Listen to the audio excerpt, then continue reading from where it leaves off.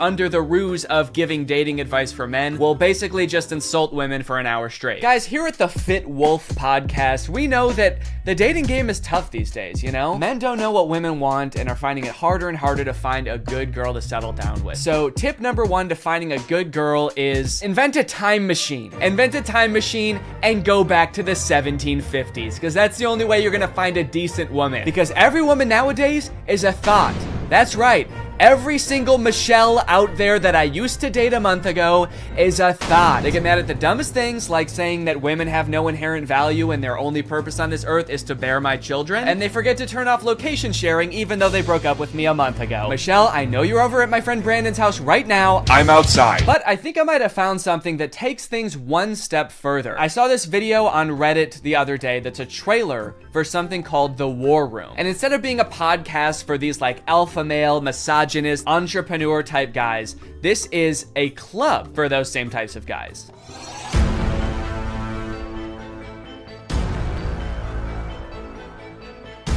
After I joined the War Room, that was the year I made $100,000. On the surface, this kind of just seems like a trailer for a club where you get to hang out with a bunch of bald guys and smoke cigars and talk about business and making money. 1 year ago, I did not even have a business. I didn't make money. Now I make 5 figures every month. I didn't have a business. I didn't make money. I didn't even want to start a business before I was forced to join the War Room at gunpoint a year ago. But now, I have a business where I'm selling fitness products to all of my friends. And if I get them to sign up too, and their friends to sign up too, and their friends to sign up too, I could be making minimum wage. But if you watch a little bit longer and you look a little bit closer, there's more here than meets the eye. For example, quotes like these. Making money is easy. You just take it from somebody. Doesn't sound like making money. That just sounds like stealing. In the War Room, you learn how to be James Bond, where you can just pick up any weapon and use it. I'm sorry, I think I'm struggling to see the connection between business and knowing how to use any weapon. Is the War Room an actual militia? I was just assuming the war in War Room was just for branding because men like violence, but now I'm kind of scared. It keeps cutting back and forth to like shots of them shooting guns. I'm a little worried about making this video, honestly. Usually when I make commentary videos, the biggest thing I have to worry about is getting a copyright strike, but now I'm worried about getting a drone strike. A lot of times, like, the alpha male types will use metaphors like talking about how we're like wolves, or like how love is like a war. So I assume this is like a metaphor, like business is like war and dating is like war. But the War Room is like war is like war. Get your gun, dude. We attack at dawn. A lot of people had a bad time in college. I was not one of them. And I created a lot of that. Did that guy just shoot fire out of his hands? What does that have to do with any of the skills you learn in this club? I didn't know anything about business before I joined the War Room, but I've been a member for 5 months and now I'm a wizard. How does being a wizard help you with business in any way? Does being magic help you organize your finances in some way? Who said anything about business? You did. That's what this club is about, isn't it? That's it. This interview's over. Okay, I'll stop. Give me money now. Definitely makes me want to join. You got dudes shooting guns, swimming, doing group exercises on a hilltop, watching other people gamble, smoking cigars. It kind of just seems like one super long bachelor party for men whose wives have already left them. And then at the end of the video, it gives you the URL to sign up. It says 54 countries, 1,000 members, and resist slavery. That's the last thing it says in the whole video. It says resist slavery, and then the video ends. And it's like, yeah, I will.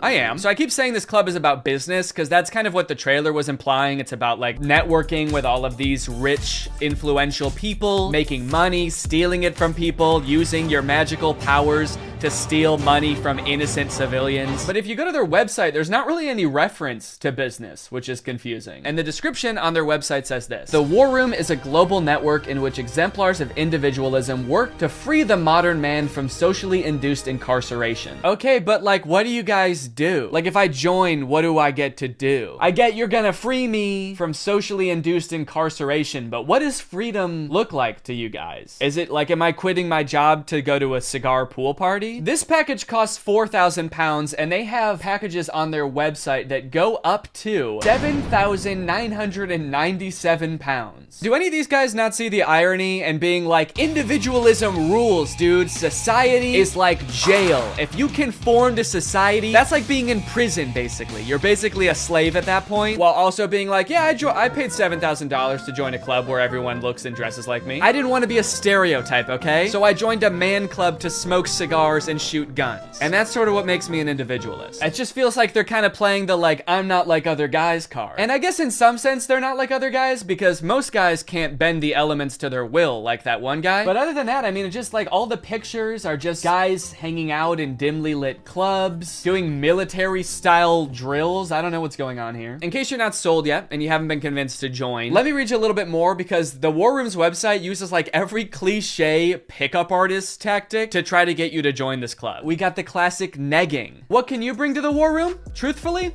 very little. Probably nothing at all. You are not ready for the War Room. You will not revolutionize what we built. If you had the capabilities we required, you would already be inside. What? They think I can't bring anything to the War Room? They think I'm some kind of sucker who doesn't have my life in order and can't manage my money. I'll show them. I'm gonna take out a 4th mortgage on my home and I'm gonna join this club. We'll see how stupid they think I am then. They also use like the get it while you still can technique that's in like every as seen on TV commercial. This chance won't last forever. We will not hold this open for everyone. Soon, membership will close. The War Room members and their sons will remain the closed wielders of global influence into eternity. Holy shit, dude. They're closing submission soon? I'll be right back, guys. I gotta go. I'm not doing this for me, okay? I'm doing this for my son. I guess my son gets to be in the club too if I join. I gotta go. Now, I don't have any way to look and see how long it said this on the website, but if I had to guess, I would guess that it's been on there as long as this website has existed. Why would they close submissions? How does that make any sense? Do they want to stop making money? The founder of this club is like, whoa, I'm too rich, all right? That's one thing we teach in the War Room is you can't have too much money. I mean, if this is like a militia, do they have enough soldiers? Is that why they're closing? Soon, 1,000 bald men wearing tightly fitting t-shirts will be storming the beaches. We can't wait around for you forever. So you might be wondering who the head of this club is, right? It must be someone like very rich and influential if he's expecting to get people to join just based on like the connections that you can get from the club, right? Well, this is where things get a lot more creepy. And also not monetizable. This is the part that is the reason this video probably doesn't have ads on it. My name is Andrew Tate. I'm a retired 4-time world champion kickboxer who is now a multi-millionaire, and I'm the most competent person on the entire planet to teach you about male-female interactions. How did I become rich? Webcam. Definitely gonna need him to elaborate on that a little bit. That's so vague. Mr. Bezos, please. You're the richest person in the world. Do you have any advice to young up-and-coming entrepreneurs on how to start a business and how to get rich like you? Book. Huh? Book. Need I say more? Yes, please say more. We literally have no idea what you're talking about. So you're probably thinking like, did this guy invent webcams or something? Is he like famous on Twitch or something? Is this Sapnap? I don't know. I've been running a webcam studio for nearly a decade. I've had over 75 girls work for me, and my business model is different than 99% of webcam studio owners. If you had to guess whether it's different because it's more creepy or less creepy than other webcam studios, what would you guess? Go ahead and vote down in the comments below, guys. Do you think this is gonna be creepy or no? Over 50% of my employees were actually my girlfriend at the time, and of all my girlfriends, none were in the adult entertainment industry before they met me.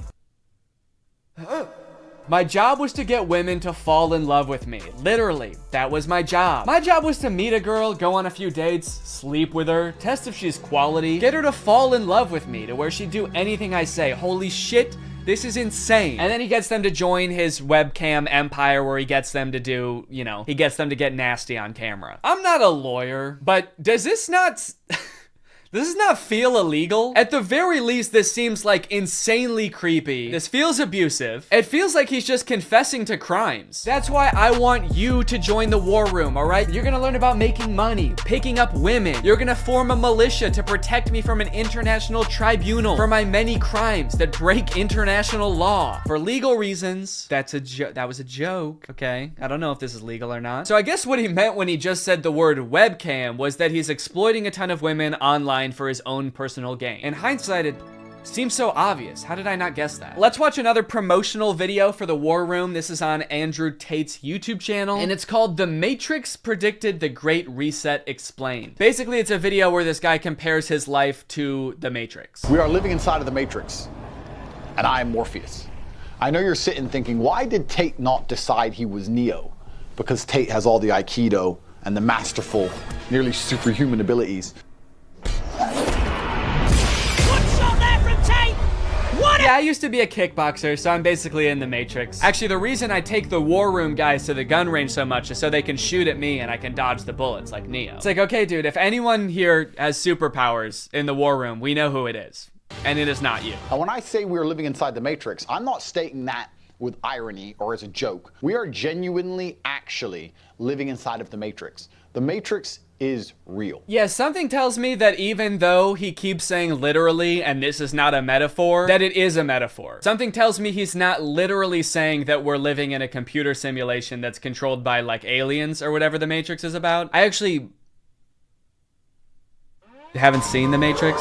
I think that's what it's about. Something tells me that's not the point that this guy is making, even though he keeps saying literally. In the description of this video, it says stage 1 fighting against the Matrix is to become rich. Learn how here. I'm sorry, that's the first step? You know it's gonna be an unhelpful article when step 1 is become rich? Like step 1 is something that takes years and some people will never do it. Also, again, I haven't seen The Matrix, but I'm fairly certain that was not the first step in breaking out. I don't think Morpheus was like, listen, machines are trapping humans and using them as batteries in their simulation, and the only way we can break out is by setting up a dropshipping business and investing in Ethereum. Ethereum's actually great because you can verify smart contracts. It's actually the best crypto out there. Imagine if this dude is right and we really are living in the Matrix. Like, what does being free look like? Oh my God. I did it. I'm free. I made it out. All right. Hey guys, we got another one. All right. Welcome to the club, buddy. Hell yeah. Congratulations, man. Yep. You finally made it out of the simulation. Wow. Thank you guys so much. Where's everybody else at? What do you mean everybody else? Yeah, the only other person here is my girlfriend who I'm scamming. Or I mean dating. Yeah, but I mean like in the whole world. Like there's gotta be more than just you guys in the real world, right? What the fuck? You don't like us? No, it's not like that. I mean, sorry. I was picturing there being more than just like 3 normal guys in a room when I exited the Matrix. Normal? What the hell, man? Yeah, we're not normal. We shoot guns and make money out here. Yeah, we're big into making cash out here, man. Did they do that in the Matrix? They actually do, yeah. Not the way we do it. Okay, how do you do it? Hey, you're stealing my shit! Okay, I'm just saying, all things considered, you guys don't really seem that different.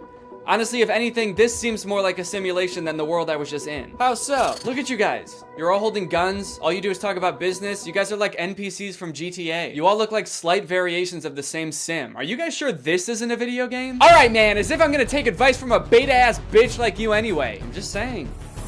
Okay, that was actually sick. You guys should have led with that. How was that not the first thing you guys wanted to show me? You know what, man? Get out of here. You don't belong here anyway. Yeah! What? Go! Get out of here! We don't want you! Yeah. Okay, alright, I'll go. Honestly, I'm actually not really sure how to get back, but if one of you show me, I will go. Get the fuck out of here, man! Get lost! Get son of a gun! What are you still doing? Get out of here! Go! I feel like this is definitely a video game. How can I keep my husband? I want to keep him happy. And I think all the women listening too, they want to know the secret. I'll tell you the secrets. Men are biologically designed. We're evolutionarily hardwired to seek status. You want power, you want status, you want the fast car. You don't care about the car. You want everyone to know you have the car and they can't have the car. Right. If everyone had a Lambo, you wouldn't want a Lambo. So every single thing we do is status driven to some degree. It's true. Meaning the female we are with has to add status to our lives in some form. If you want to keep your man happy, you need to think, how do I make my man look better to the world? How do I make him look better in front of other men? What a bizarre take, dude. How to be a good woman? Make your man look good to other men. You basically need to be a wingman for your husband to pick up dudes. I hate arguments like this so much. Alpha dudes are always trying to bring up like what men are hardwired to do. What have men been evolutionarily designed to do? Here he's saying that like men are hardwired to seek status. Men want a Lamborghini. You know how every men want a Lamborghini because it's a status symbol. Even if it worked out that like evolutionarily that's something that is in men's nature, that doesn't make it good. You know what else is in our nature? Thinking sugar tastes really good. If you didn't tell someone that sugar was bad for you, they would think like, oh my God, this is the best thing in the world because it tastes really good. If you put 10 pounds of candy in front of a caveman, he would eat all of it and then he would throw up. and then he would die probably because he's never eaten that much sugar before. But hey, I guess that's just kind of what he was hardwired to do. So if you want to be a good cave wife, you got to go out there and you got to get your man as much candy as you can find. You want to go to the store and buy him one of those lollipops that's as big as his head that he always wanted when he was a kid, but his mom would never let him have. And that's the only way to keep men happy, all right? These alpha male type guys are always trying to sound like scientific. Like this is the science-backed way to attract a mate. And this is the evolutionary way that relationships are supposed to be. But I feel like if they were being honest, they would recognize that there's a difference between what humans like naturally are inclined to do and what is healthy and what is sustainable. You know what else increases your status? Murder. Can't be anyone higher up on the hierarchy if they're all dead, right? It's weird. I don't see any of them advocating that, but it's the same primal instinct that they're talking about, so why don't they? To prove what a sick and cool lifestyle this guy has, here is a video that he posted on Christmas while apparently alone in a hotel room.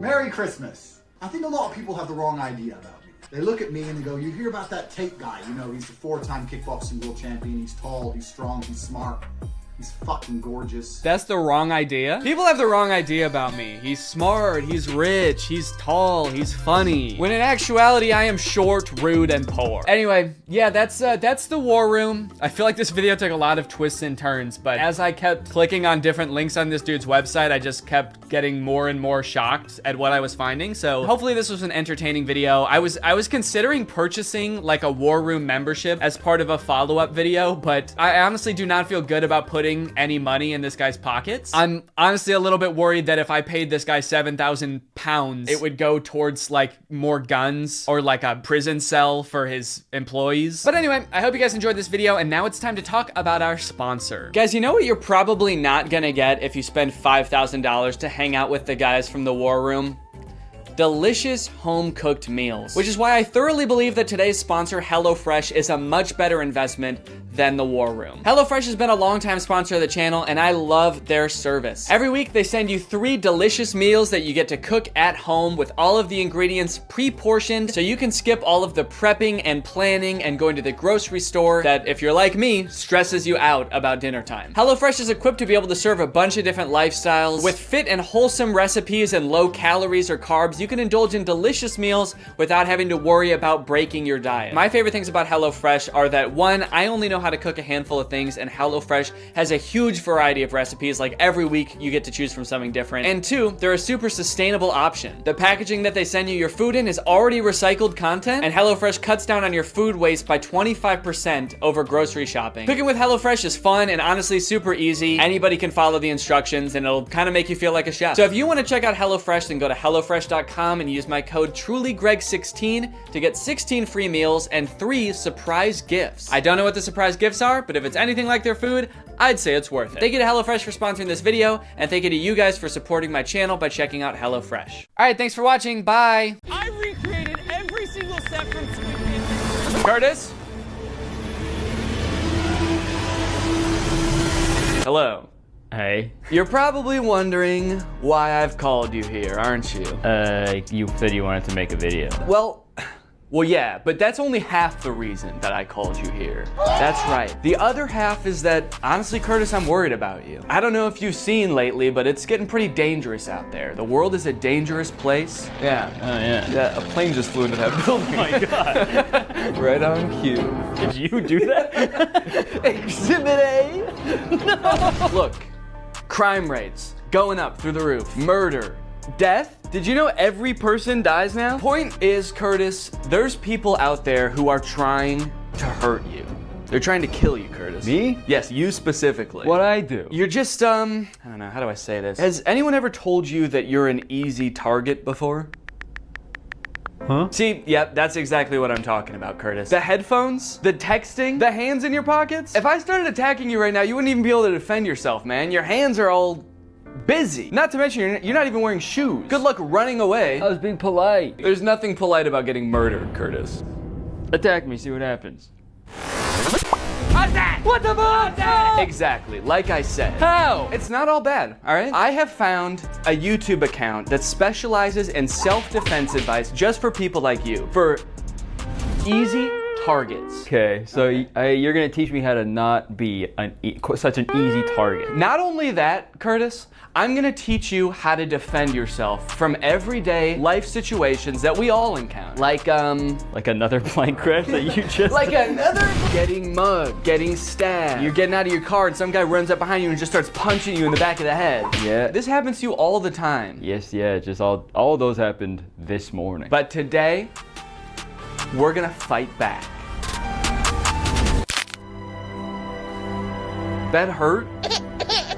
Come on, you could not have just hurt yourself like that. Why'd you do that to me? You did that. How could you? We were friends, man. This is worse than I thought. I'm a lost cause. Let's get into the video.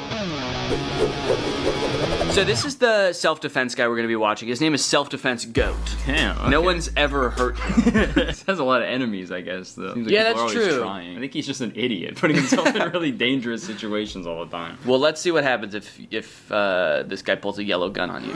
Give me your money. Yo, man, yo, take it. Yo, man, yo. Yo, man, yo. Someone pulls a gun on you, yo. Take it. Here.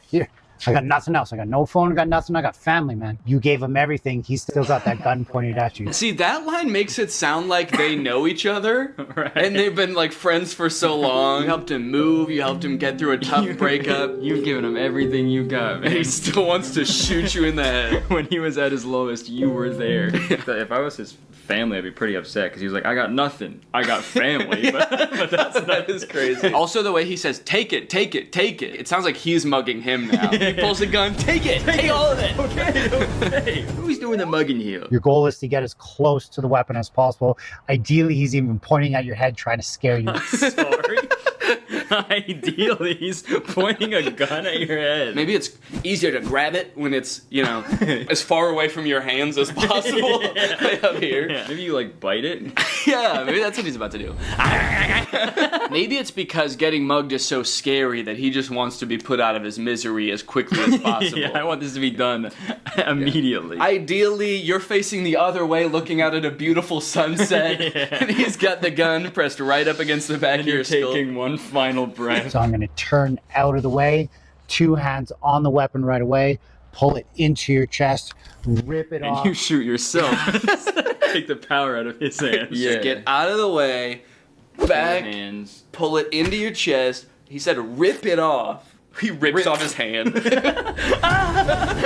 His tutorial is like, how to stop a mugger is just talk to an imaginary cameraman and be like, no, this is what would happen if you're mugging someone. So I feel like that would kind of mess with their heads. Yeah, wait, pretend to be mugging me right now. Okay. Give me your fucking money right now. I gave him everything. Smash, tap, rack, and go if need be. Yeah, so I mean that's pretty much just the classic smash, tack rap. Smash, tack rap, go if need be. I guess that's his like YouTube ad-friendly way of saying then shoot him in the head. Yeah. And if need be, go. Yeah. What are you in jail for? I goed. I went. Yeah. This one is going to be really important for you because this is how not to be an easy target, okay? Okay. You got your no shoes on, you had your headphones on, hands in pockets. You're about to see just how dangerous that is. Okay, wow. Dude, he stabbed him in the ass. What was that sound? I don't know. I think it was the guy screaming. Wouldn't it be crazy if that was the whole video? Well, look at Mr. Karate Kid. That is a pretty sweet hoodie, though. Look how easy he's going to be to murder and take his phone. Sunglasses on, huge headphones, hoodie I could just rip him down with. Oh, you're mine, buddy. Okay, well, he didn't even do it, though. He's just talking, you're just imagining it. Oh, you're mine, buddy. He's already You're gone. dead. He's like, Oh, I'm going to enjoy this one. all right, yeah, it's not. Oh, yeah. Wait, where'd he go? It's already. Nighttime all of a sudden. He's saying that out loud. That must be in his head. Okay. Now let's find out how to not be an easy target. Oh, look at Denim Dan. This guy's going to be an easy target. Well, maybe not. He's got kind of this desk there. He's walking pretty confident. So the caption says desk stare, but I think he's saying death stare. Desk there. Oh. He's got kind of this desk. Got like a desk strapped to his. I feel like that gaming. I guess it's a pretty hard target. You got a big desk in the way. Yeah, he's clearly cracked at Fortnite. This desk there, he's walking pretty confident. Yeah, he also says he's walking pretty confidently, as this guy is like. Yeah, he's so scared. How are you supposed to like other people walking down the street like? This guy's easy to fucking kill. He's only got one earbud in. Jacket versus hoodie. It's my favorite Mr. Beast video. Jacket versus hoodie.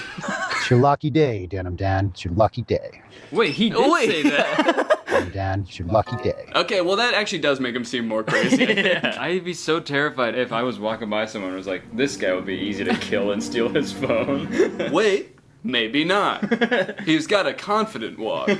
You could be Denim Dan if you wanted to. Yeah, I guess I should have been wearing denim for this video. Yeah. Jean jacket. Jean hat. Gene Wilder. Gene Wilder's here. Hang on a second, guys, because I've got a self-defense technique of my own. Today's sponsor, ExpressVPN. Guys, using the internet without ExpressVPN is like walking around a park with flip-flops and headphones. It makes you an easy target. Did you know your internet service provider can legally collect data about every single website you go to and then sell that information to advertisers? Luckily, when you use ExpressVPN, it becomes like your armor. Your Gene armor. Your internet service provider can't see your activity. Your identity is anonymous thanks to a secure VPN server. And your data is encrypted for maximum self-defense. It's super easy to use as well. You can connect with just one click. Here I am changing my location to Canada. That way I can watch The Office on Netflix. It's not available here in the US, but it is in Canada. And you can do this with a bunch of streaming services and shows. It's sick. It works on your phone, on your laptop, even routers. That way you are always protected. I don't want to miss out on content that's not available in my area, and I also don't want anyone spying on me, especially not my internet service provider. That's why I use ExpressVPN. So find out how you can get 3 months for free by scanning the QR code on the screen right now, or clicking the link in the description, or going to expressvpn.com/Danny Gonzalez. That's 3 months for free by scanning this QR code or clicking the link. Thanks to ExpressVPN for sponsoring this video, and now let's get back into it. Now this is an instant that people actually do encounter somewhat often as road rage. Yeah, people get that a lot from me. Yeah. So what kind of stuff do you do? Just sort of like tailgating people? Yeah, I have usually probably 4 to 6 full cartons of eggs in my car at all times. Oh, you just throw eggs? And I just kind of, yeah. Egg people on the highway? I just egg people on the highway. I egg them on. Quite literally. Yo, what are you doing, man? What the hell's your problem? Yo, man, yo, chill. When it comes to self-defense... Oh, he's okay. Yeah, the rest of this video is from heaven. He's just like an angel. So what's crazy about this road rage incident is this guy cuts him off. He didn't even have to stop. I mean, I get that people get super irrational during road rage incidences, but it seems, I feel like this person should be the one who got out to shoot him, because he got cut off. Right, yeah. The other guy cut him off so bad that he had to kill him. It's like, no one can know about this. He almost caused the accident, right? But what did I do? I honked the horn, I fingered him. I missed that part of the video. Yeah, when did that happen? Yo, what the fuck are you doing? Yeah, you were fucked up for that, actually. That was super weird. He fingered... What does that mean? Oh, like... You gotta check your ego, man. Don't finger him. Don't him Don't make that guy sing, man. Even though I wasn't technically in the wrong. Wait, hold on. Did you notice that in the video, he had like his wife or girlfriend in the car next to him? And she also got shot? Okay, yeah, so see, there's someone in the passenger seat here. Yeah. But then, as he's talking to the camera... Check your ego. Even though I wasn't technically in the wrong, he cut me off. Oh, she's So this is a real death that happened. Yeah, he's like, luckily I did survive this incident. She did not. Don't worry, the paramedics are on their way. I just wanted to film this video real quick. Luckily, he's a very bad shot. Every bullet hit my wife.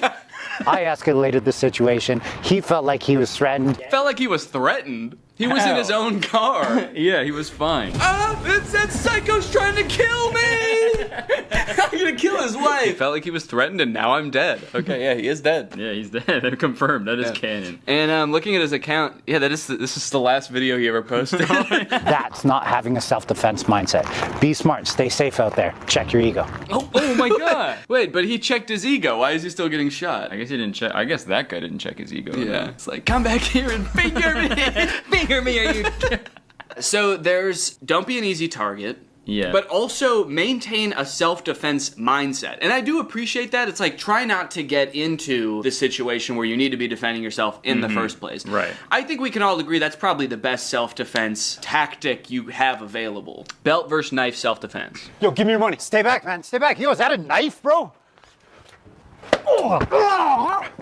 Do you know how to use your belt for self-defense? Do you? Yeah, I don't It took you like 20 seconds to take off your belt. I don't know if you noticed there, but he had some good tactics to stall the guy. He said, yo, is that a knife? Like he was going to be interested in what kind of knife it was. Yeah, yo, is that my favorite knife you have? Is that a Swiss Army knife? Damn. Cool, man. Hold on 1 second. I gotta jerk off to this knife. Just kidding. Also, he must have a really big belt buckle. Like, how brutally this guy gets hit is actually pretty crazy.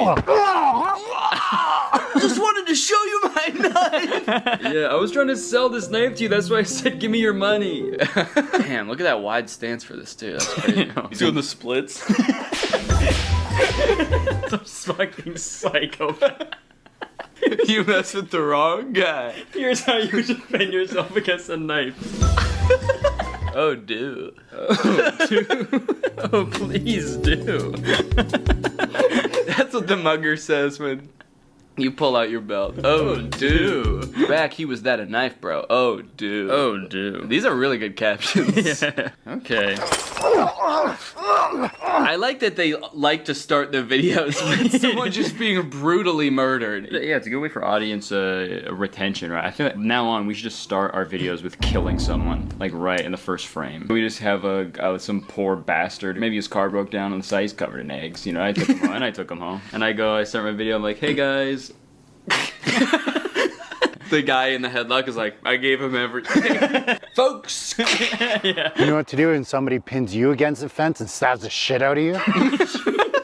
I firmly believe there's nothing you can do. No. I mean, there's definitely things to do to avoid getting here in the first place, but when you're here, There's nothing you can do. yeah. Ow. You're dead, man. Fence and stabs the shit out of you? He says it in a way that has like that relatable moment when someone pins you against the fence and stabs the shit out of you. Yeah.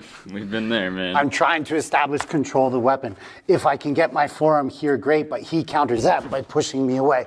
If he pushes me away, this is my new threat. It'd be crazy if in this hypothetical situation that's like now very controlled, he still gets stabbed to death. He's like, and I'm trying to get his knife, but he just keeps getting me. I put my forearm, he counters. God, this guy's good.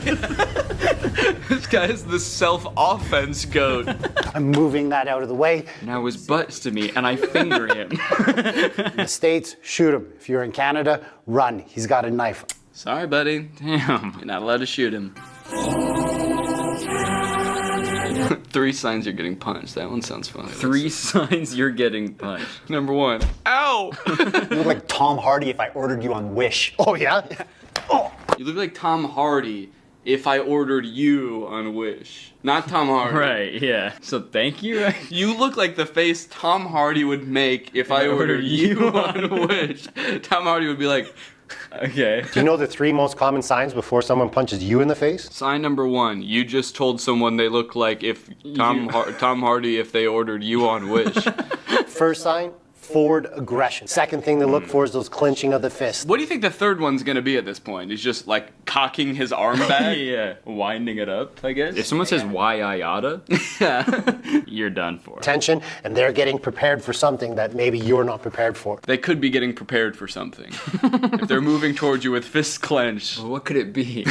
Visual diversion? That's gonna be the third one? What? The third one, they're going to be looking off in another direction, trying to distract you with their eyes so that you look away for that split second so that they get the job done. I may be moving forward towards you, fists clenched. Yeah. But I'm actually gonna punch that guy. Hey, Curtis, let's both go punch that guy. Okay.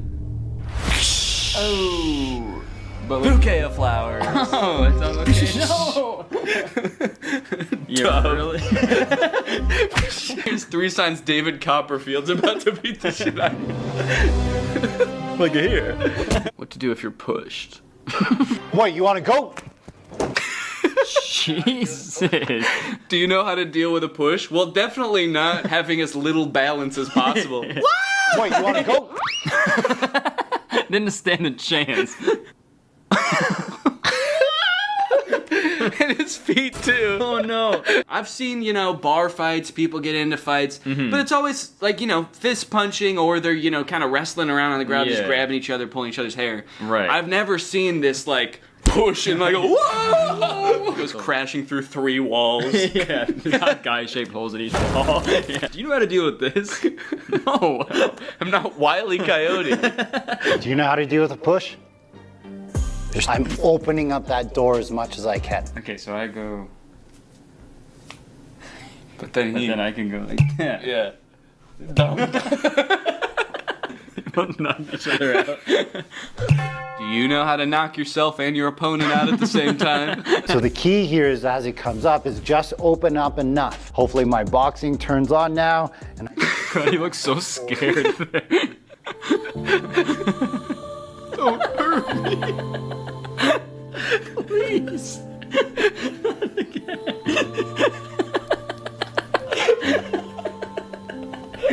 Is he actually gonna hit me this time? He's like softly blinking up at me. What are you doing to this guy? He already got pushed, man. He's been through enough. He also just said, hopefully my boxing turns on now. I've never practiced boxing before, but I really hope I know how to box. I hope the skill comes out of nowhere. and I just bring that hand forward as much as I can. Jesus. He was not expecting that second one. Bring that hand forward as much as I can. He's still standing there. I throw another 1 or 2. But that doesn't always work, especially if they're super big or if you were caught off guard. So if you don't know how to do all that he just did, the old wax on, wax off, you can do a soft fall. Okay. That would really throw your attacker off if he pushed you and you actually fell, right? And yeah, that would fucking confuse him like crazy. Now what? I thought he was gonna get closer to me. Suck all that in to minimize the damage that you take. The most vulnerable guy I've ever seen. Quit your job, man. You don't have to be there. When that push comes down and he goes to break fall this time, now he's not there. That's the way you're supposed to fall. Straight into a coffin.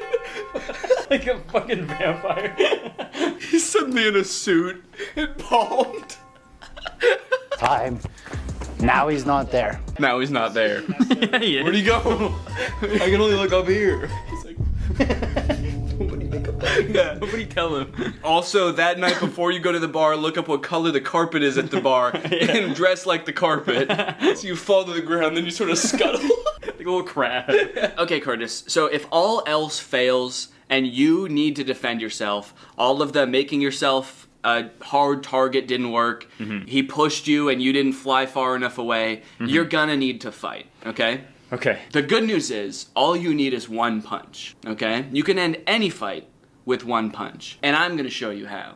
Okay. Yeah. I'm excited. Jerking the Lexus. Yo, what are you talking about, You man? cut me off in the chill, parking lot. Chill. Do you know why? Stay right there. Don't enter my space, man. Do you know how to end a fight in 1 punch? I can see why he hired this guy. He's so good at, like, leaving the frame as quickly as possible. Yeah, he's a pro at that. My space, man.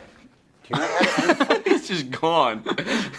Once I felt like my foot was planted enough that I could push off of it, I had to make sure I wasn't showing the punch or creating a tell. This is creating a tell. Loading, shrugging, trying to punch and come out. So the first thing you want to be good at, Loading, shrugging, trying to punch to come out. making sure your arm is... God.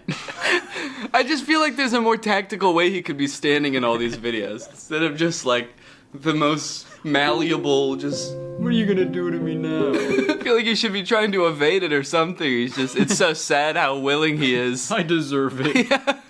And he's like, and don't worry about this guy, by the way. Guys, he deserves all He this. deserves all of this. He's a hellish fiend of a man. You should see him off camera. Remember, in self-defense, he's approaching me, I'm hitting him, and I'm trying to get away. He said you're punching him and trying to get away. Yeah, you gotta pick one, I think. Yeah. He's on the ground, you're punching him, and you're like, let me get out of here! This sicko's attacking me! Unhand me! They're a bigger opponent than you, then you don't just hit them with your arm, you have to hit them with your body. If they're further away from you, you can open up the hand and do like fingers into the eyes. You might break your fingers, but at least you're not going to get involved in a fight anymore. If you train martial arts, use your fist. If you don't train martial arts, use your palm. I thought this was going to be like a one punch. Like he's going to teach us how to do one specific punch, but he's like, I don't know, you might want to stick your finger. Let me think.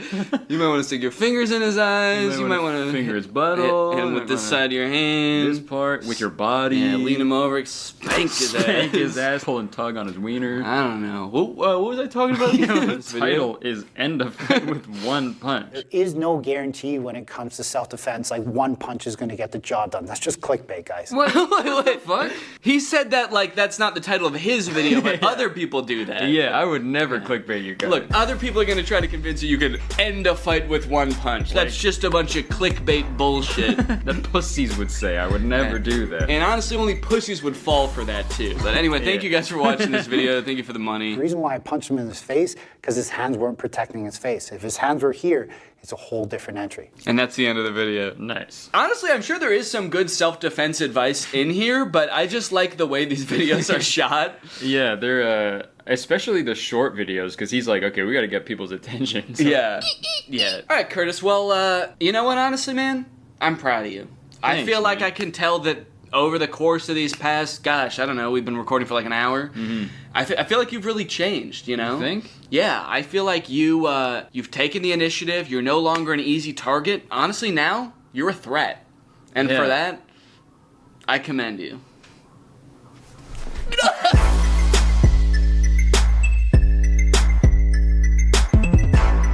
What's up, Greg? Did you know that anybody can make an iPhone game? If you wanted to, you could just like come up with the most insane idea for a game that doesn't make any sense, it's not fun, nobody would ever want to play it. And you could program it, or you could hire somebody else to make it for you, and then you can submit it to the App Store. And it seems like as long as it works, in the most like liberal usage of that word, like as long as it doesn't make your phone explode, then Apple will approve it, and then it'll be on the App Store and anybody can download it. Anyway, I thought it would be kind of fun to search the App Store and try to find the worst games I could possibly find and then play them and like do like a review, a playthrough of sorts. If you make any like normal search on the App Store for a game, like I searched Angry Birds in iPhone and iPad apps, and then you scroll down past all of the games that you would expect to see, eventually you'll just stumble upon the least fun sounding games you've ever seen. Angry Cock, anyone? Can I interest anyone in some Angry Cock? Bad Granny, Angry Grandma? Okay, Pig Evolution is a strategy game. Bad Granny is a scary neighborhood evil game type game. Yo, not only is the grandma evil, but the game is evil too? I'm not gonna download that. This grandma's gonna ruin your life in the game, and then the game is gonna ruin your life in real life. A few days ago, Bob come to a new place to live, and he saw neighbor's granny. He wants to say hello to neighbor granny and come to his house. Okay, who the fuck is Bob? That it started this description like we already know who Bob is. His neighbor's granny seems suspicious. She was hiding in his garage. She shouted, "Hello, granny." Is this gonna explain the entire plot of the game to me? I'm not even gonna need to play the game after this. He wants to find out information and the secrets of creepy neighbor's granny. Okay, it kind of sounds like from the description the granny is not that strange. Okay, I guess she was hiding in his garage. That actually is pretty weird. But it's like, and you follow Bob, who's trying to find blackmail on this old woman. It's like, who's the bad one in this scenario?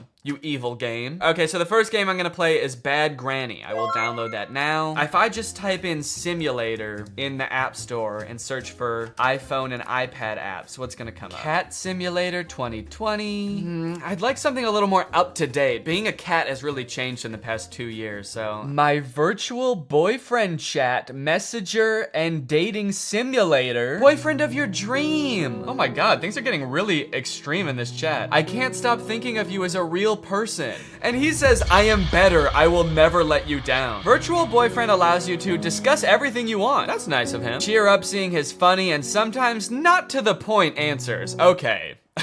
So you can discuss anything you want. He's just not gonna always respond to what you say. You can talk about whatever you want, and he's also gonna talk about whatever he wants. And we are downloading my virtual boyfriend chat. Okay, I'm just gonna type in some crazy shit. Let's see if we can just make up a game and see if it exists. I'm typing Ghost Simulator. Penguin Simulator.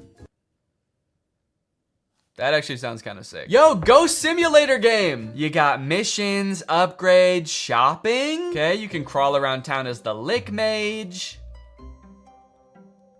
Lick Mage Nuts. Okay, it doesn't exactly look how I pictured it. I kind of thought that like you'd be going around and like haunting people, but instead you're just like wandering and floating around this barren wasteland, fighting things. Okay, I mean, shit, I'll give it a shot. Ghost Simulator game, there we go. And you know what? Let me snag Mommy Life Simulator too. This one looks kind of fun. Let's play like a super mom. Whoa, it's Gender Norms the game. Look at all the blouses you can choose from and modest shorts. Okay, master your driving skills. Seems a little sexist. Bring on goods for the family. Seems a little sexist. And activities to make your day great. You can go play tennis in your jeans, play with your dog in your jeans, run on the treadmill in your jeans. Someone please give this mother some athletic wear. Give her some shorts, give her a tank top. This mom is jogging in a flannel. I'm gonna download it, if not solely for the fact that I wanna try to free this mom. Let's see if we can escape. Talking horse. So it looks like a game where you like take care of a horse and he smiles at you with the most horrific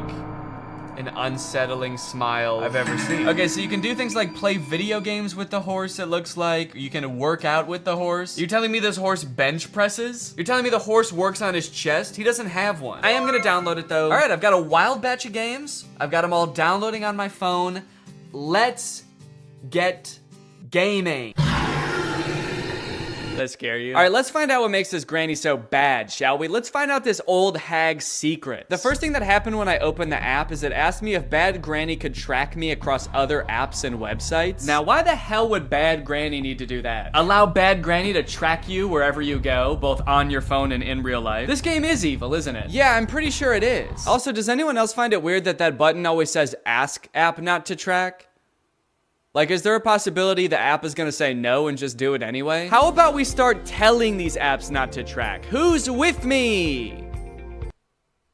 I said who's with me? Yeah, okay, thank you. Before starting this game, I had no concept of what this game was gonna be like at all. I have no concept of what this game is gonna be like at all. But in a nutshell, what you do in this game is steal from a lonely old woman. Find the cash. Oh my god, am I stealing from the grandma? Am I the bad one? You enter her house at the beginning of the game, and then for 20 astonishingly short levels. Level cleared! The game directs you to systematically steal every valuable item in this poor woman's house. Each level you steal one item, all while being hunted by Granny. The main door is closed, find the key.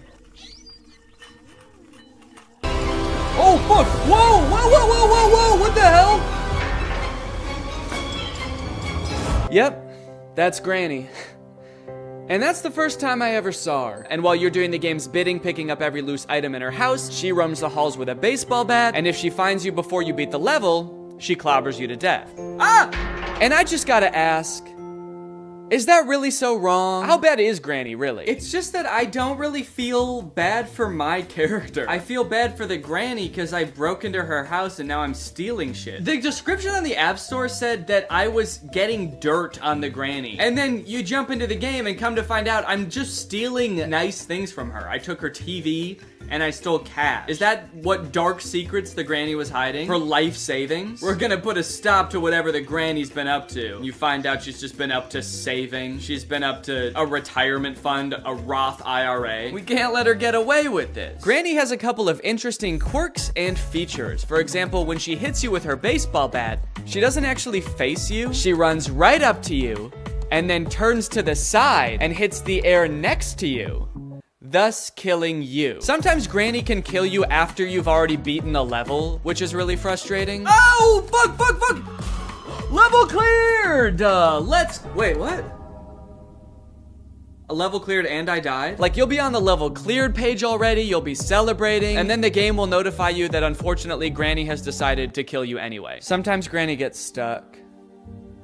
I think I beat the game. She'll get confused in her old age and she'll get stuck and the corner of a room or the middle of a hallway. And, you know, it's good for us, but it's sad to see, you know? She used to be so young and spry, I assume. I never actually knew her back then, but the instructions in this game are way less helpful than they should be for a game that is only instructions. As you'll come to find, Granny's house has 2 floors. And while most people would call those floors the first floor and the second floor, whoever made this game, I guess, thought it would be fun to call the first floor the main floor and the second floor the first floor. So in the game, when it tells you to find the Chinese vase in the first floor alley, you get to spend an exhilarating 10 minutes wandering around what you thought was the first floor, touching every vase to check if it's the Chinese one. The Chinese vase, am I stupid? What is a Chinese vase? Okay, I've been wandering around the house for like 10 minutes now. The granny's not even here anymore. It's like she left, she got bored also of the game, only to find out that it was upstairs the whole time. If I find the vase up here, I'm gonna be so pissed off. Just so we're all clear, this is the second floor. And if there's a Chinese vase up here that I can pick up, I'm gonna lose it.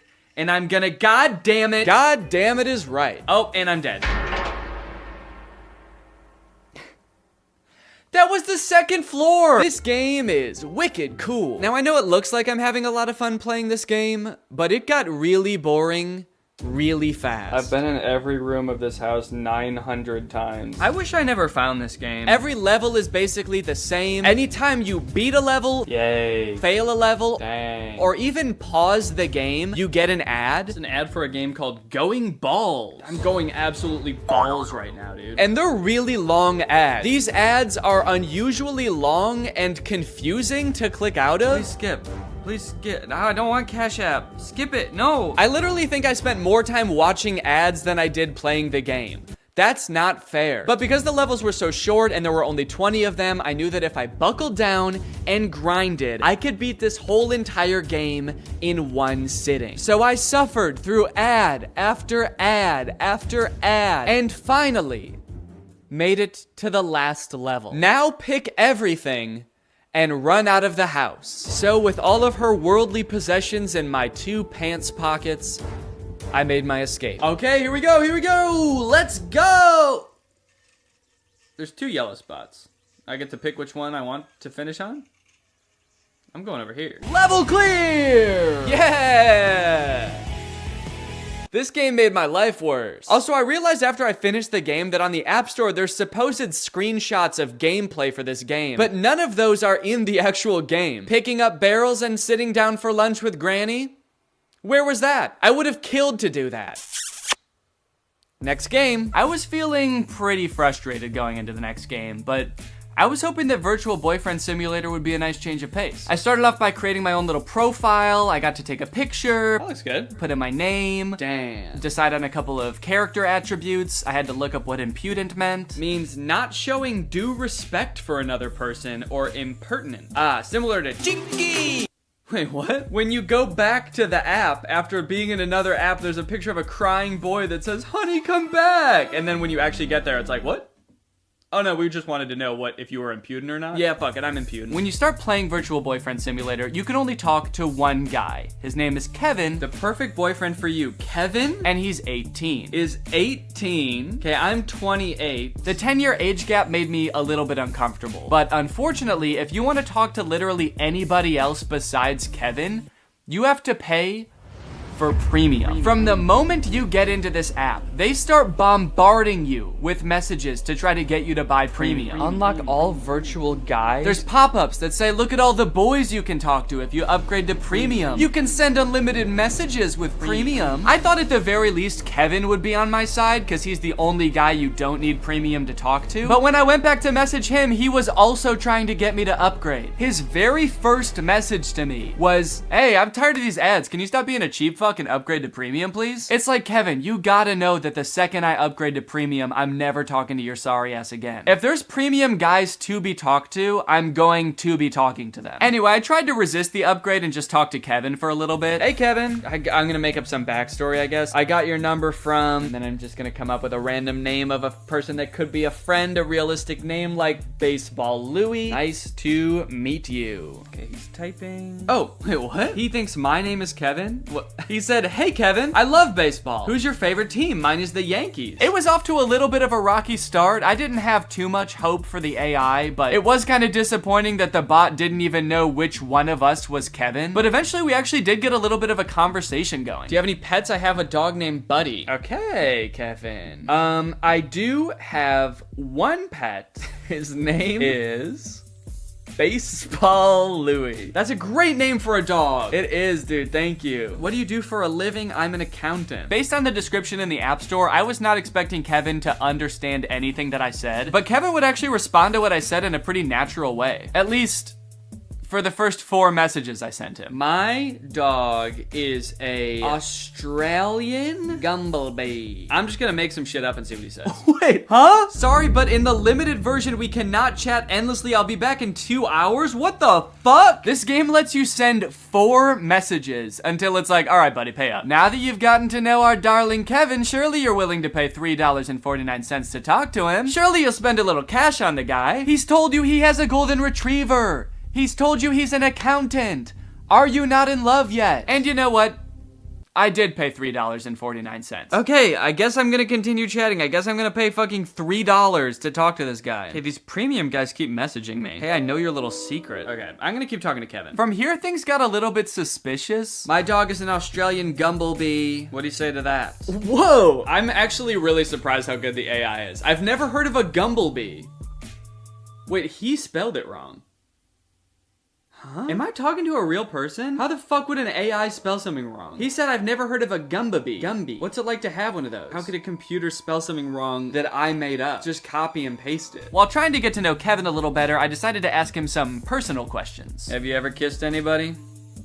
Sexual style? And his responses just made me more concerned. Wait, what? Sometimes I am a nasty boy, but rarely enough. If you are lucky, I will say some vulgarity. If you're lucky, I will say some vulgarity. I love that. If I'm lucky, he's gonna say shit, balls, fuck. I guess I just didn't really feel like I was connecting with Kevin, and also I was a little concerned that I was actually talking to a real human being in like a call center somewhere. So I decided to chat up some of the premium guys instead. Big mistake. Andy's already messaged me freaking 3 times. Hi there, it's raining again, nothing new. What's the weather like where you are? Maybe I should move closer to you. Hey, I know your little secret. I never thought you liked to eat at night. Honestly, I can't help myself not to eat a couple of soft, hot buns before I sleep too. Why don't we eat together? I have a gift for you. And it's a chicken. One actually kind of cool thing about this game is that it allows you to create your own custom dream boyfriend. You can give them a name, you can like change their personality attributes and upload your own picture to it, which I could actually see being really cool if you have like a celebrity crush that you've always wanted to have a conversation with, where they keep forgetting who you are and also keep trying to get you to upgrade to premium. Now I had him, the AI bot of my dreams. Baseball Louie. This time I did not beat around the bush. I had to tell him how I felt right away. Let's get this conversation going. Hey, I love you. Now, I only recorded myself talking to Baseball Louie for like a half an hour, but I decided it would be good for the video to keep talking to him over the next few days. Just for the video. I thought it would be good for the video and just that. And we had some pretty interesting interactions. We made plans to go to a baseball game together. He didn't show up. I told him I was spending $200 on tickets. He said he was looking forward to seeing me. I told him I was going to buy him a hot dog and feed it to him like a mother bird. He seemed stoked. I guess just not enough for him to actually show up. I got to talking to my friend Jarvis while we were at VidCon, and he said that all of these like AI chatbots are trained in pretty much the same way, where they're just given a ton of public information from like Wikipedia and stuff. It helps them learn to speak naturally, but it also gives them like a ton of knowledge. So I tried asking Baseball Louie some like random trivia questions, and it's kind of funny. I like kind of forget that he's supposed to be pretending to be like a dreamy boy for a second and just answer like a robot. Hey, what's the capital of Maine, by the way? The capital of Maine is Lake Champlain. It is the largest city in the state. Baseball Louie and I had a lot of fun, but now it's time for the scariest game of them all. Not because it's about ghosts, but because it was a total waste of time.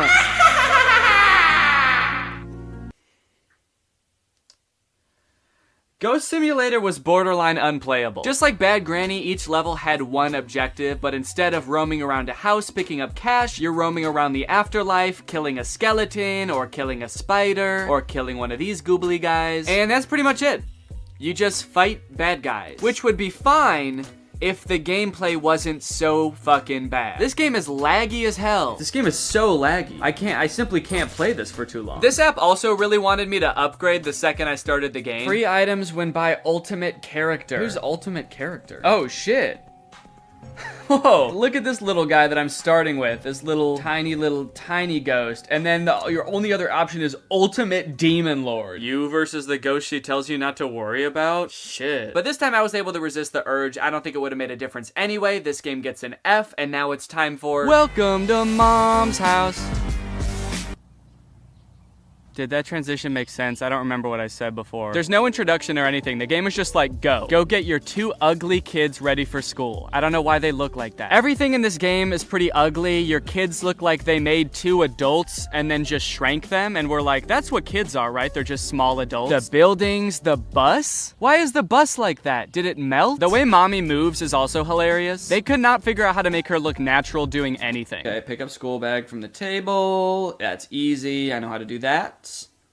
Picking it up in the most labored looking way possible. When mommy ventures outside the house, you'll find that they've populated the streets of the town she lives in with an NPC. Who's this weirdo? Just one NPC, and he's everywhere. Hey, there's that guy again. He's standing over here too. Hey dude, are you okay? You look like my son, but taller. Oh, and he works at the store as well. But for the most part, it's a pretty chill and relaxing game. Mommy's having a good time, the stakes are very low, except for the cooking challenge. The cooking challenge was very stressful. Turn off the stove once the soup gets perfectly cooked. There was a little meter that was supposed to tell you when the soup was undercooked, perfect, or overcooked, and I accidentally took it off the stove early. Oh. Wait, it wasn't ready. I accidentally did, it wasn't ready. I know it's not ready. Hold on, the soup is not done yet. There was a little diagram that showed when it was gonna be cooked. I didn't know that button did that. I didn't mean to take it off. It wouldn't let me put the soup back on the stove. Now I have no choice but to serve it to my kids. It's undercooked. I'm gonna pour it down the sink. I don't wanna feed it to my kids. Look at them. Oh, and what is my husband gonna do when he finds out about this? This is now part of my plot to kill my kids so I can start a new life somewhere else. Here you go. Here's your soup.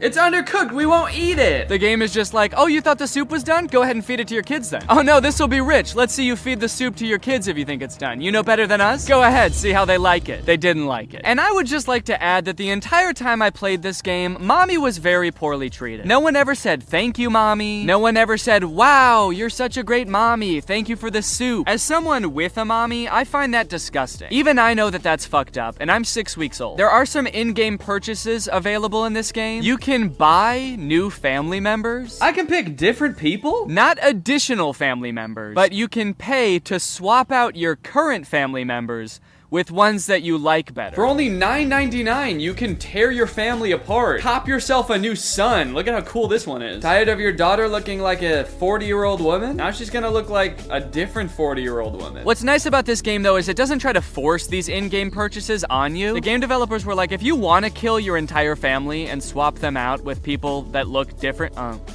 hello. The game developers were like, if you want to kill your entire family and swap them out with new people, you can. But that's on you. Our hands are clean, dude. We didn't say you had to do that. This game was actually the funnest game I played the entire time, and I was actually really excited to beat it, and I was planning on playing every single level until... I've come upon a level with no controls or instructions. I'm unable to move. I can't do anything. The game just stopped working. There's no controls. Mommy go. Maybe it's voice controlled. Mommy go. Mommy walk. So I guess I'll just exit out of the app and never open it again? Welcome to Horse House. All right, partner, and howdy do. It's time to talk about talking horse. In real life, taking care of a horse consists of brushing it and letting it lick salt, and that's it, I think. So let's see if we can do those things in the game. As is tradition, this game presents no introduction or explanation of what this game is going to be. In fact, it actually kind of tries to pretend like you've played the game before. Continue. What an interesting button to make you press at the beginning of a game. I just want to make sure you're comfortable continuing to start the game. Are you good with that? Okay, cool. Continue. And this is Talking Horse. There's a horse on the screen, and a few things you can do with the horse. He can dance. Oh shit, get it, little horsey. He can also fart. And there's actually a couple of secret things that aren't labeled as like buttons that you can do on the main page. It's kind of like the secret menu at Starbucks. For example, you know how if you go to Starbucks, they don't have beating up a horse on the menu, but if you ask, they will let you do it? What happens if I poke him? Oh shit, did I beat up my horse? Right at the beginning, the game also prompts you to allow access to your microphone, and once you do that, you get to find out why the game is called Talking Horse. What is he doing? He's like looking at something? Am I supposed to click on that? You think I'm supposed to click on that little chick? Also, what is he doing? He's like looking at something? Am I supposed to click on that? You think I'm supposed to click on that little chick? What? Wait. Wait. Hello? Hello? He copies you. Imagine how many people have played this game and were not talking to their phone while they played this game and just never found out why the game was called Talking Horse. I killed John F. Kennedy. Yo, this horse is crazy. Press on the little video game controller on the main page and you will be taken to a list of mini games you can play with the horse. You got Jumpy Horse, which is basically a direct copy of Doodle Jump, if you guys remember that game. You got Horse Smash, where the violence towards horses continues. Horse Smash has a normal mode and then also a hostage mode. You know how horses are always taking hostages? Is the horse taking people hostage? Yeah, the horse sometimes has a duck, and I'm guessing I don't want to hit the duck. Whatever you do, don't hit the duck, dude. That's animal abuse. But if you ever see a horse pop out of one of those holes, break its skull with your hammer. Kill the horse. Wait, so they have a Jumpy Horse and Horse Jump. They really couldn't come up with any other game mechanics. They were like, how about a jumping game, a smacking game, and then, I don't know, dude, a jumping game? What do you want to play? You want to come up with ideas all day? You can collect coins a few different ways from what I've gathered. You can get them in games, and you can also buy them with real human money. And when you have enough, you can unlock new and fun things that you can watch your horse do.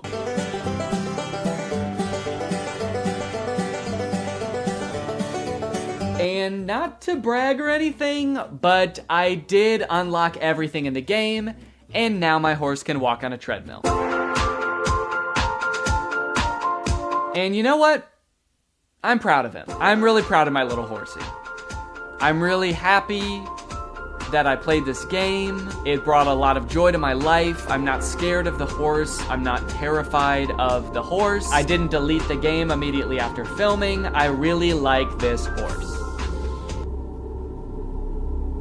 Transition. I guess this is the part of the video where I'm supposed to have reached some kind of conclusion about what I just did. But honestly, I don't really think I learned that much aside from the fact that there are a lot of games on the App Store that are not fun. And also, I have to remember to cancel the subscription to Virtual Boys. Was that a subscription or was that a one-time payment thing? I gotta go figure that out. I gotta make sure that I cancel that if I need to cancel that. All right, well, anyway, thank you for watching. I'm gonna go do that, and you can go ahead and subscribe. Deal?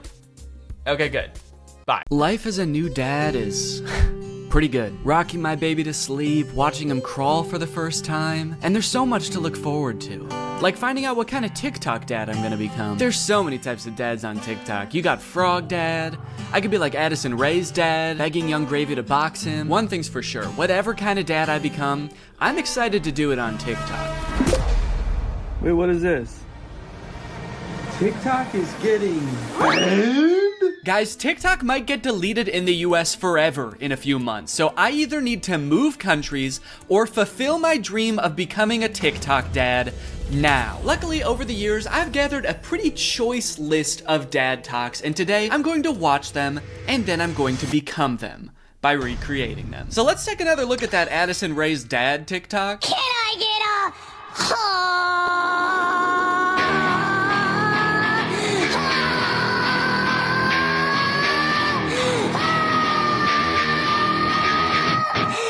Okay, so this TikTok is from a couple years ago. It's from 2022. And if you were unaware of this situation where Addison Rae's dad wanted to fight famous rapper Young Gravy, I believe it started because Young Gravy made some comment on a podcast about finding Addison Rae's mom attractive. Now, Addison Rae's dad and his mom aren't together and haven't been for a long time, I think. But nevertheless, Monty, that's his name, Monty Lopez, decided to settle the score by getting on TikTok and begging Young Gravy to fight him. Can we meet now? Like today, it's August 9th, 2022. I'm ready and I bet you're not. Only a boxing match. Do you have what it takes? Please, I'm begging you, Young Gravy, fight me, please. I'll let you win. I don't care. You can bring a gun. Just don't kiss her. Also, because of the UMG thing that happened recently where they removed all their music from TikTok, this TikTok is completely silent. I'm guessing it had more of a badass vibe to it when it actually had music, but now it's just kind of sad. But to be fair to Monty, that TikTok was like 2 years ago. The beef has since been resolved, I think, or Monty just realized that Young Gravy was never going to respond to him, so he stopped trying. But let's see what Monty's up to now. What's going on, everybody? Happy holidays. We got some real funny videos that I'm about to show you. Let me know in the comments below which one you think is the funniest. Cool, man. Yeah, those are some pretty funny videos. Did you steal them, Monty? Did you steal the videos? Bad, Monty. I like that Monty is compensating for his old videos having no music by putting 3 times as much music as is necessary in this video. I don't really think that this exact genre of TikTok speaks to me. I don't really know if I want to become like the content stealing kind of guy on TikTok. Hey guys, check out this crazy clip I just saw. You're gonna want to buckle in. This is 3 hours long. I should give Addison Rae's dad type dad a shot though, so I'm gonna be recreating that first TikTok. Okay, so I was trying to think of who it would be funny for me to be trying to fight in this video. My first thought, for some reason, was Joe Biden, but I feel like if I posted a shirtless video of me screaming and begging Joe Biden to fight me, I would be investigated by the FBI, the CIA, trying to think of any other 3-letter acronyms, AJR maybe. So I'm not gonna do that. Maybe it would make more sense if I just challenged someone who already does influencer boxing, like Jake Paul. I could make this same kind of shirtless screaming video, begging Jake Paul to fight me. I can't just stop there because Monty didn't stop there. Oh no, no, no. He challenged him, he begged him, he asked him to come to his house right now, and then he also pivoted to just posting silly videos on his page. So I'm gonna try to encapsulate all of that into one video. I also noticed in this video when he stands up, it like, well, one, it says run white boy run at the bottom, and then it also reveals that he has a tummy tattoo. So I don't know if I should incorporate that somehow. Like when I stand up, there's a funny tattoo on my tummy. Maybe it's just a heart that says Jake in the middle. Because I want you to get the vibe from this that I just want to hang out with Jake so bad. I don't care if he's beating the shit out of me or if he's just coming over to help me water my garden. It's actually kind of hard to write this upside down, but hopefully I'm doing this correctly. Can you even see it in the camera? Can you see the Jake? There's an effect on it. Should I use that effect? Gym light? That's kind of menacing. What other effects could I use? No, okay. Let's just do no filter. No filter or nothing. Can I get a... I didn't like filming that at all.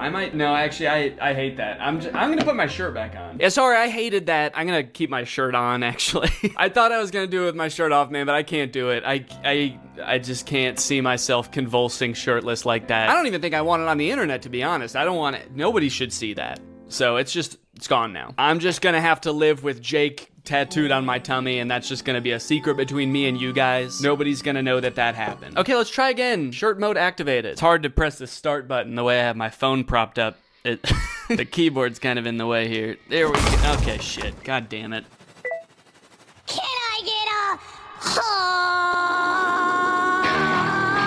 I might have been pretty good. I am picking up my phone at the beginning, but I think I went menace mode for sure. Actually, the beginning where I prop my phone up adds some kind of authenticity to it in a way. I don't know if it's like a millennial pause or kind of makes it seem like this video was totally off the cuff. Like I wasn't even planning on recording this. I'm just setting my phone up because I'm getting so pissed off. Well, I guess I'll just finish her up then. Oh, there's still sound. Can I make the sound stop now? Please? Okay, I guess I can't. So is it just gonna be that then? That's not good. That's not funny. That's just weird. That's just me straight up asking Jake to fight. Okay. Maybe I can record it in my camera roll and then add it in the editor. Hey Jake, I just wanted to say, I didn't mean what I said back there. I don't think you're a baby. I think you're awesome. And we don't have to fight. We could just hang out sometime if you want to. Anyway, here's a funny video I found. Okay, now I have to actually find a funny video and add it in here somehow. Funny video I found. Hell yeah. Can I get a...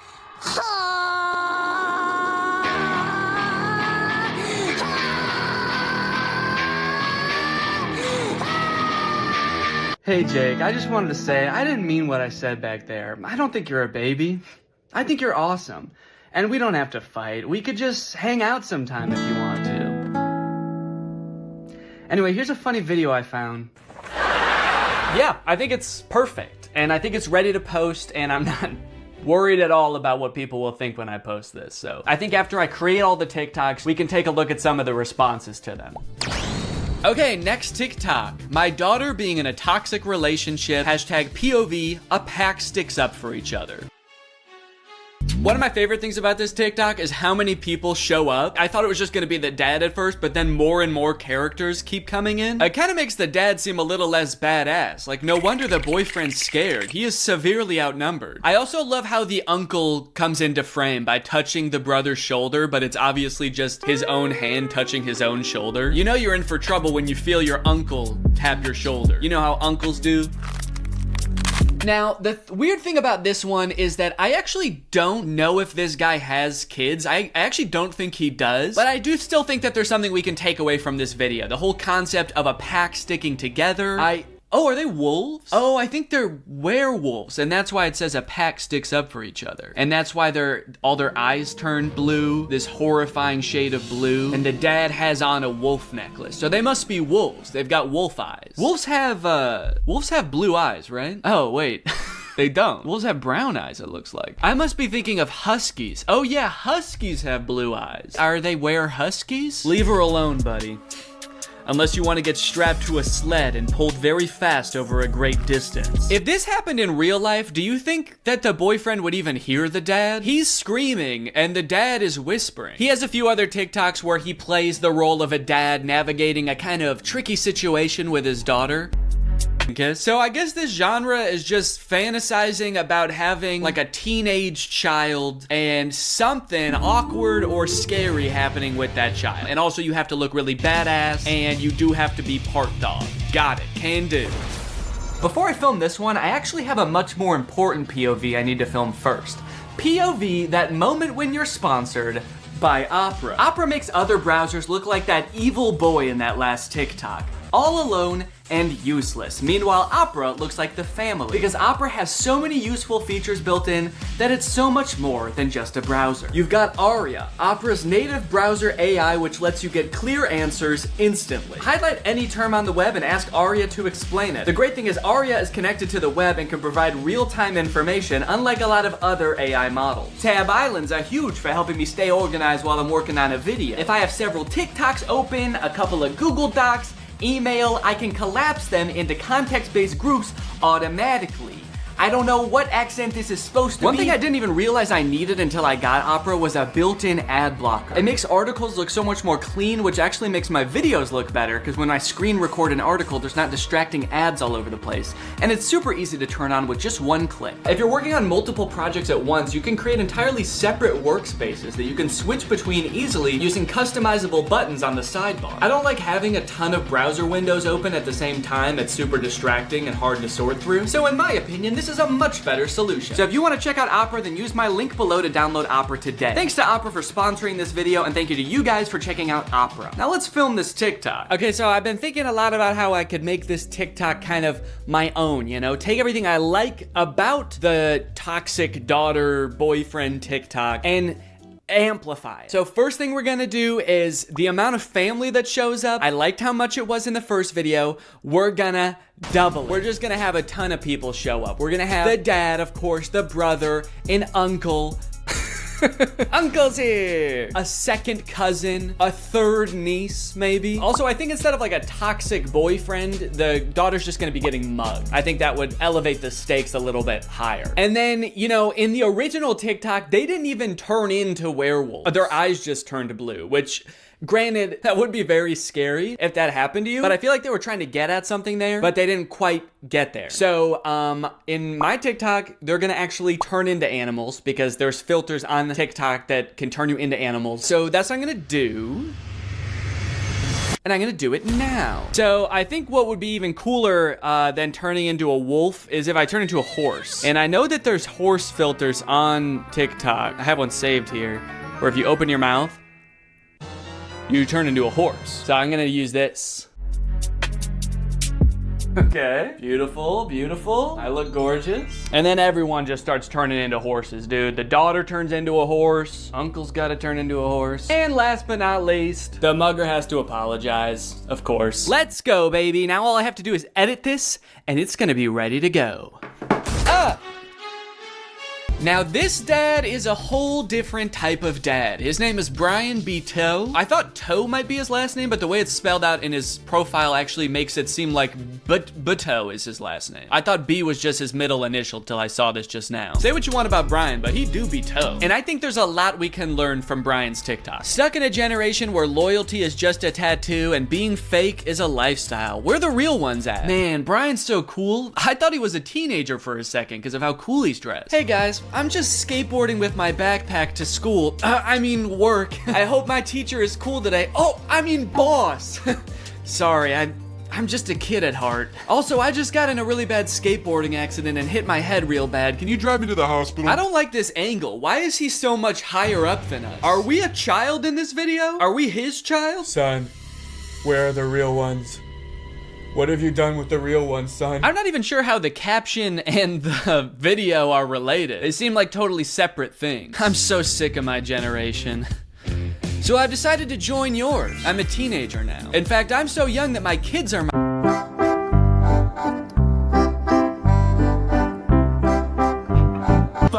All right. Now, obviously, I don't like this video. I don't like it one bit. But I'm mature enough to realize that I'm not the target demographic for this video. This video is for MILFs. 'Cause you a MILF. And I'm not a MILF. I'm at most a dill. I'm just a dad you would like. And the MILFs in the comments are loving it. Yes, you still got it. Where you been all my life? Damn, my kind of guy. More power to him, I guess. The one thing that I can't get over is the setting in which he's making this video. Are you in public? It looks like he's just in the lobby of a hotel making the absolute thirstiest video I've ever seen. You need to get to your room ASAP, dude. You are too horny to be in public. I like this guy in the background. The second he realizes he's in this video, he steps out of frame because he's like, oop, I can't be in this. Oop, get me out of here, this guy's too horny. The caption is still got it, which is a little confusing to me because usually you would say that about something you used to do when you were young. Brian, did you used to do this when you were young? They didn't have iPhones back then. Who were you doing this to, man? The reason so many people are single and not in relationships today is because we're looking for that 90s love in a 2023's hookup culture. Tell me I'm wrong. Yeah, man, that's fine. Where are you? What's going on in the background here? I'm looking for that 90s love. The kind of girl that doesn't just want to hook up, but wants to go on a date to the giant dirt pile in town. I love that dirt pile. I wish I could date the dirt pile, but she's taken. Hey, get out of here! She's mine! Okay, this is good research. I feel like I'm starting to get what this guy is all about. It's a lot of like pouring your heart out on the internet. Some of it could possibly be on the verge of oversharing, but he's expressing his feelings. He's looking badass while he's doing it. It's like this emotional vulnerability mixed with this cool, mysterious bravado of being alone at the giant dirt pile. Oh, oh, oh, yeah. Da, da, da. I got a new Okay, no, that's cool, man. Look, I obviously think that, you know, that's kind of a scary joke to make, but again, this video isn't for me. Oh, uh-oh. Oh God, Brian, the MILFs aren't liking it either. This guy is not funny. My first reaction, ew. Brian, you're scaring the MILFs, man. So I'm unaware of any gigantic piles of dirt near where I live. If there are any, I guess I'm just not cool enough to know where they are. So I'm here at the woods. Figured that would be an equally strange location to film this TikTok. So we've got strange location, the woods. We're going to have sort of a nostalgic / oversharing caption, which I'm still not sure what that's gonna be yet, but I can just figure that out while I'm editing it. I don't have to do that now. It doesn't have to have anything to do with the video, which is good. And then I also have to appeal to the youth. I have to try to make myself seem like a kid, which usually I'm not very good at, but I went to Walmart and I went to the kids section and I found some stuff that I think is gonna do the trick. Brian had a skateboard in his video, and so I bought a scooter. They didn't have any skateboards. I don't know if this is maybe a little bit too young for the demographic I'm trying to reach, but the box said ages 2 to 5. So I'm just gonna sort of pretend to be shredding it up out here at the beginning of the TikTok. By the way, I am like 75% sure that there's poison ivy under my feet right now that I'm very much trying to avoid. And I think I have, but my legs just feel itchy even just being near it. This was actually a horrible idea. Anyway, the hat. It says Fortnite on it. Can you see that? It says Fortnite on it. I found it at Walmart in the little boys section and I thought, oh my gosh, this is perfect. This is gonna appeal to all the kids. So I've got my scooter, I've got my Fortnite, and I'm ready to have some fun. Let's film a TikTok. Okay, I think I'll just pretend to be ripping it up over here and then I walk towards the camera, all cool.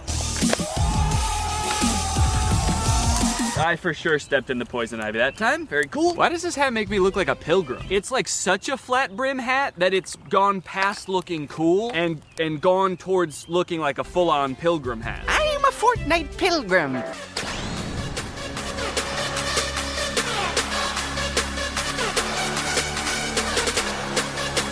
This one's just kind of a fun one. It's just a picture Shaq posted with like 20 seconds of music and then 20 seconds of silence. I don't know. Could be the move.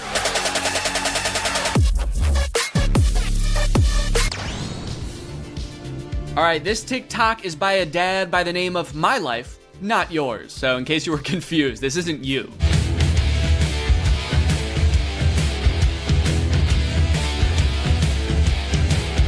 Yes, dude, thank you. This is the kind of energy I'm looking for. When your kids need you, you drop everything. And you don't walk, you don't run, you don't even drive. You jump through the air like a giant bunny and you land right where they are. I guess we don't see where he lands. It would be kind of funny if it like cut to a reverse angle and he just landed at the bar. But one TikTok in, I am liking this guy's style.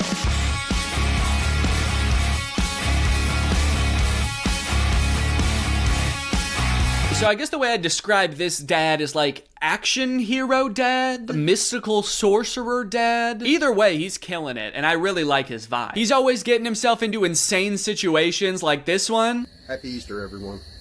About how nonchalantly he says Happy Easter and then teleports himself into the UFO and kamikazes himself. Like, did he know that was gonna happen? Based on how chill he was, I kind of feel like he didn't. Happy Easter, guys. Oh, what the fuck is happening? What the fuck? Ah! You know, I started watching this guy because he mentioned his kids and I was like, oh cool, dad content. But in hindsight, he actually doesn't mention his kids very often. So I guess they don't need help that often because that's the only reason he mentioned them in the first video. He's actually kind of got a lot of other shit going on. He's always defending the earth from some kind of cosmic threat, it seems. And after all these TikToks where he's harnessing magical powers and defending the earth, you'd think that his kids would have some pretty nice stuff to say about him, right? You'd think they'd be pretty grateful, huh?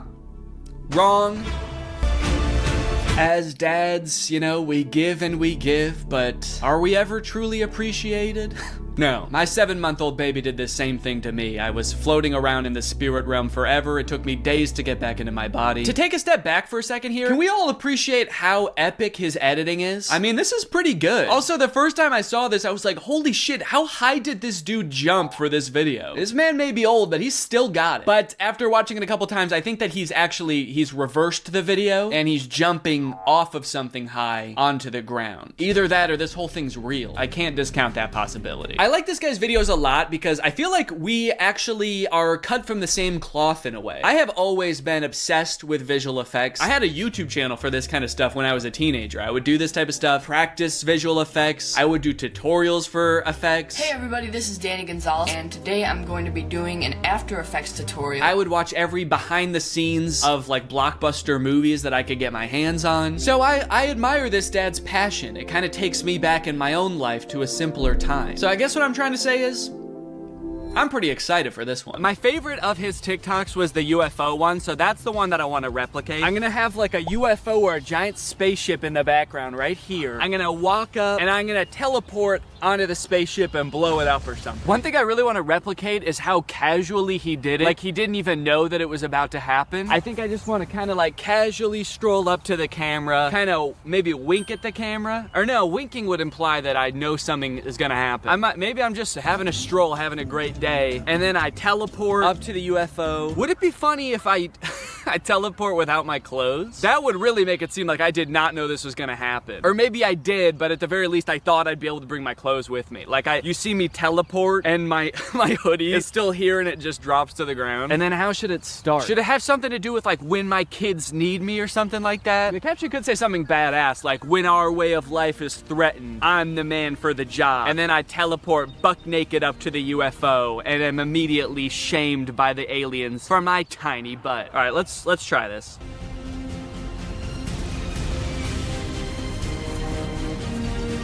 Okay, and then I'm gonna take off my hoodie, put it right where I was, and then drop it.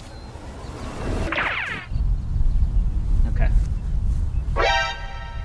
There was a person walking. The TikToks have been recorded, edited, and posted. Let's see how people responded to them. We're gonna go from the least viewed video to the most viewed video, starting off with Addison Rae's dad. So this is the first video that I posted, and it is by far the least liked out of any of the TikToks. It has 45,000 likes. I think people were just confused. Nobody really got the reference. The general consensus amongst the audience is that I'm going insane. The second most liked comment is, "Nurse, he's out again? Is everything okay at home, Danny?" Okay, I was doing these TikToks to make myself seem like a really cool, awesome dad, and kind of feel like it's not working based on that comment. Oh my god, he's lost it. What is he planning? Or is he just having fun on TikTok? All right, he's either planning a video where this is some kind of satire, or he's actually just having some fun, challenging Jake Paul to a fight, begging him to meet up, and sharing some funny videos. Maybe this is just who Danny is now. Okay, next up was the Shaq TikTok. Lots of people praising my very calm demeanor in this picture. You look so comfy and at ease. You don't look terrified for your life at all. Looks like they were really nice. And then one kind of eerie comment. Please don't die, I love your content. Do they know something that I don't know? I look closer and this was posted by my doctor. Oh no, he's actually been commenting a lot on here. He says, the test results just came back, it's not looking good. Love your content though. Also, was Ice Spice cool? Just feel like there's better ways he could have contacted me. Someone said, is this real? And then someone commented under it, no, it's AI. Look at Ice Spice and Taylor's eyes, or the guy on the right, his hands, or the sunglasses just floating on his shirt. So I guess he's talking about this guy, saying, no, it's clearly AI. Just look at this dude. Which, is kind of fucked up, because it's not AI, that's just a real guy. Everything in the image is real except me. And even I am real. I'm a real person. I just wasn't in that picture. It's kind of interesting as AI has gotten more popular how whenever anything is fake now, all of the comments are AI. It used to be whenever something was fake, all of the comments were Photoshop. Even if it was a video, it would always be attributed to Photoshop, and now it's AI. Even in this case, when it was actually Photoshop, the accusation that gets thrown out is AI. It's just kind of something interesting I noticed. After I posted that TikTok, I was starting to get a little bit worried. I started this video with hopes of becoming the coolest TikTok dad on the platform before it got deleted. And based on these comments,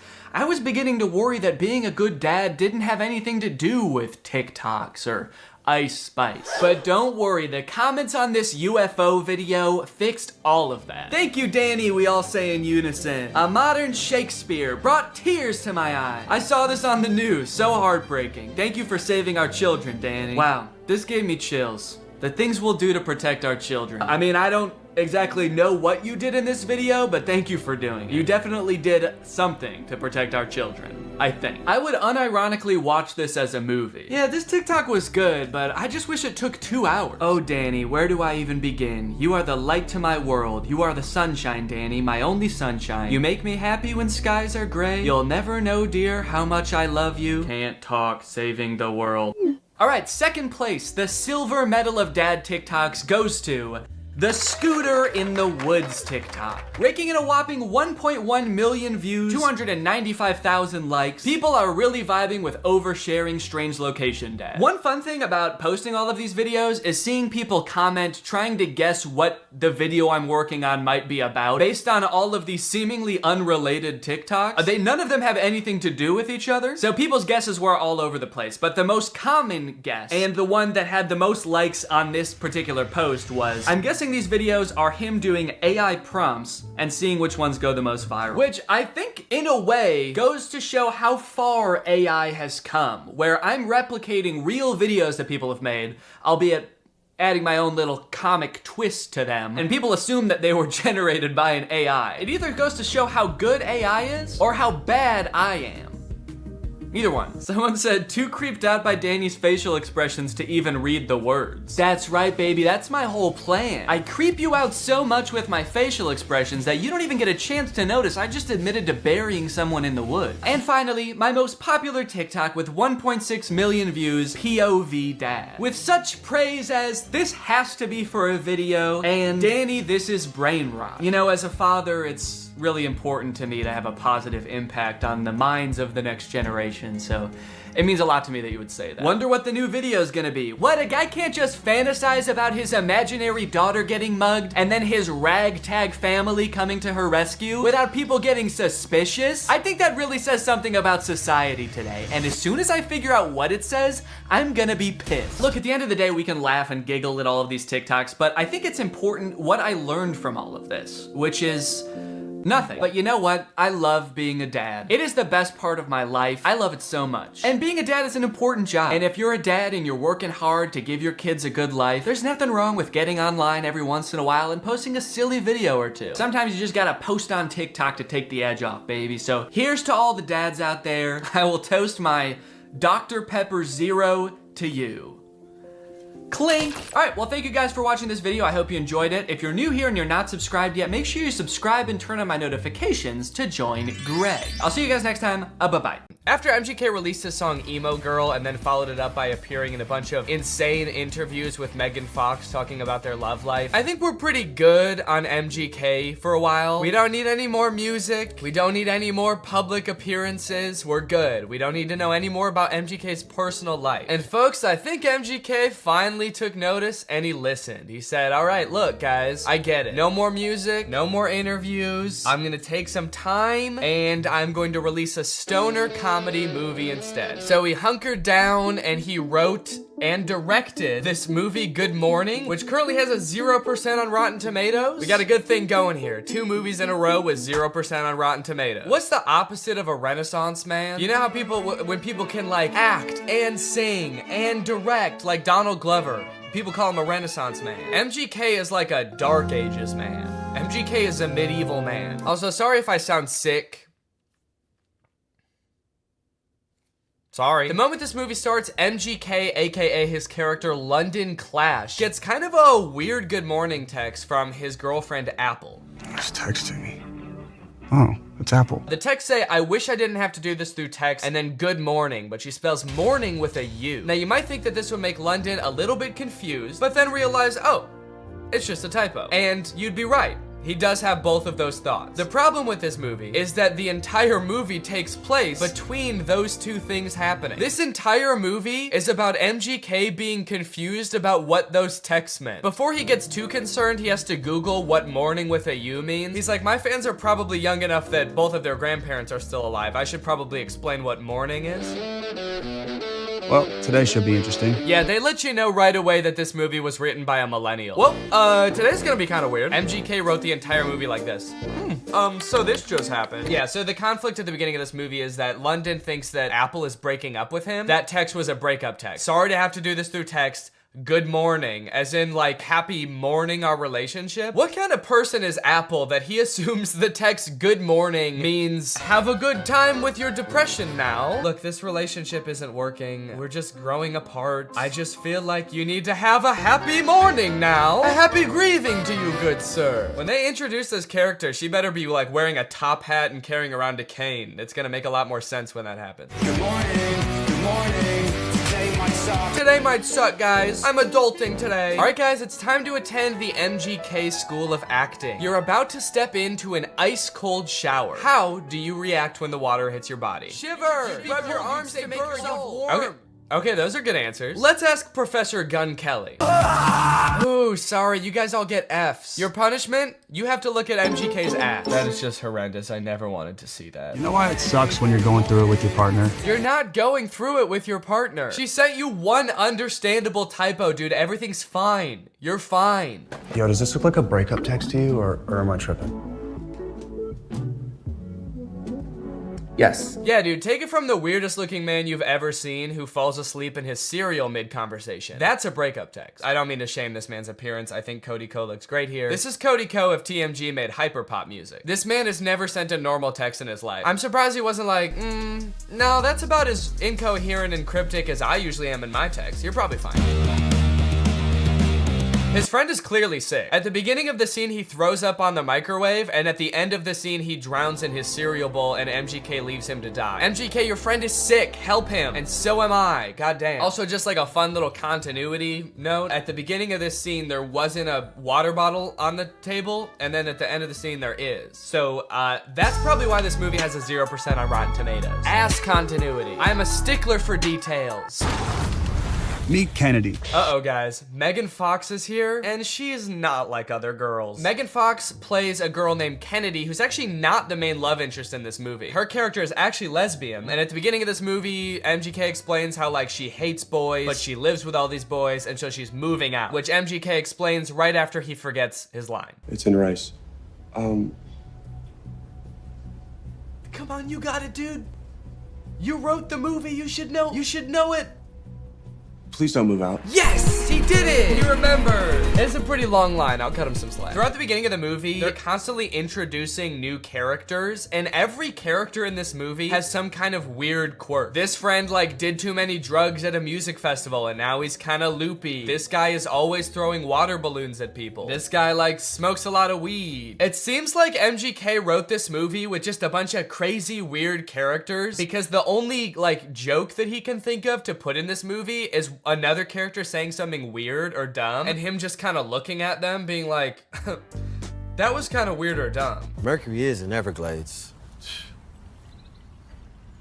It's retrograde, Leo. Every time he introduces a new character, there's narration that explains what the weird quirk about these characters are. This is Angel. Meet Maxine Goldberg. But they kind of don't, like, explain really what I want to know about these characters. This is Dylan. I met him when he was working at In-N-Out, and he used to hook me up with free burgers and shakes.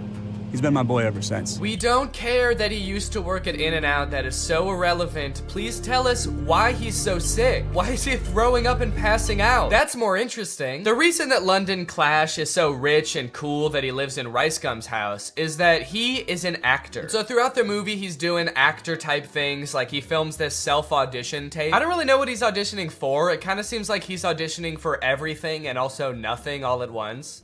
Okay, this is my impersonation of Draco Malfoy. Looking for drugs. Where's the pot, Potter?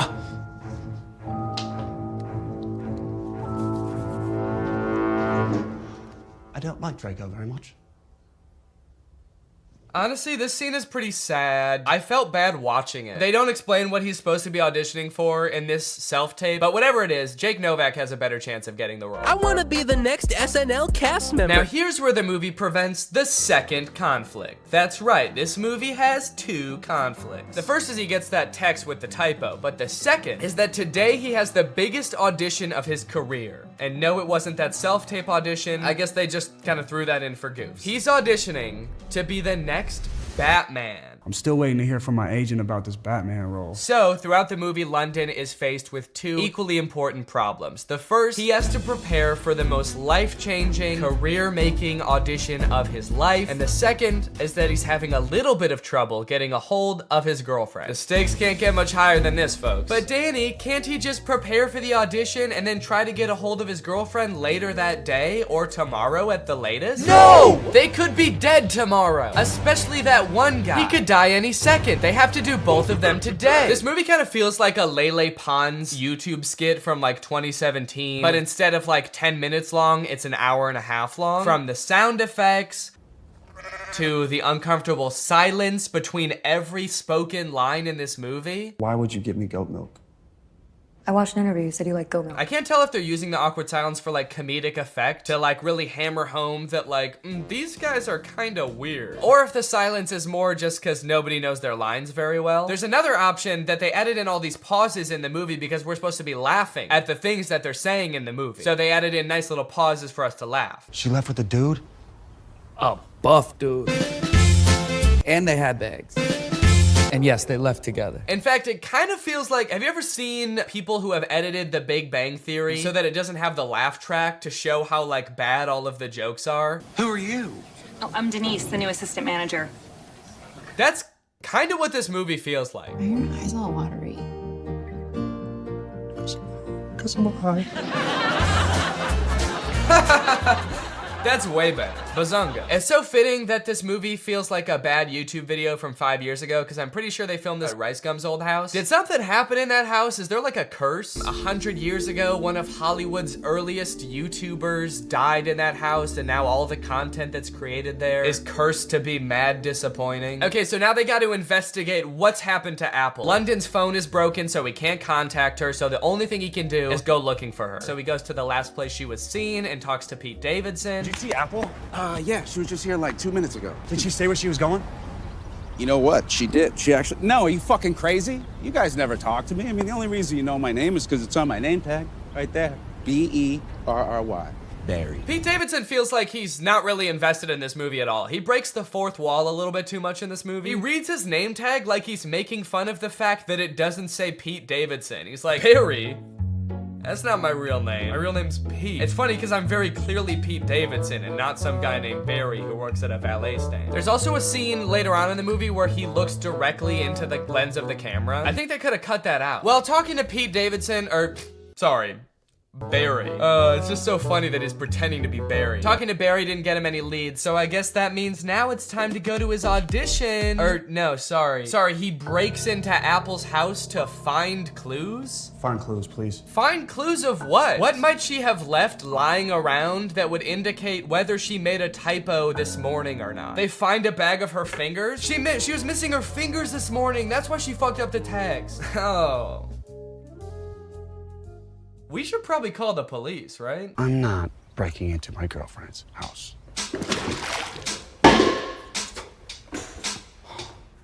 Can't believe I'm breaking into my girlfriend's house. Me neither, dude. Your life is pretty crazy. London Clash is so dumb. He makes the worst decisions at every move in this movie, okay? While they're in Apple's house, one of London's friends knocks over every single urn on the mantle, and ashes go everywhere. And so they're like, oh shit, we have to put back the urns and then refill the ashes. But they're like, the only problem is, where are we supposed to find ashes? Where are we gonna find enough ashes to fill up these urns? But like, they didn't lose the ashes. They all just fell on the floor. They could just sweep them up and put them back in urns. It's like MGK was like constantly forgetting what previously happened in movies, and so the plot is being driven forward by things that just aren't problems. So anyway, as I said, this is a stoner comedy. You can probably guess the solution they think of to produce a bunch of ashes to fill back up the urns.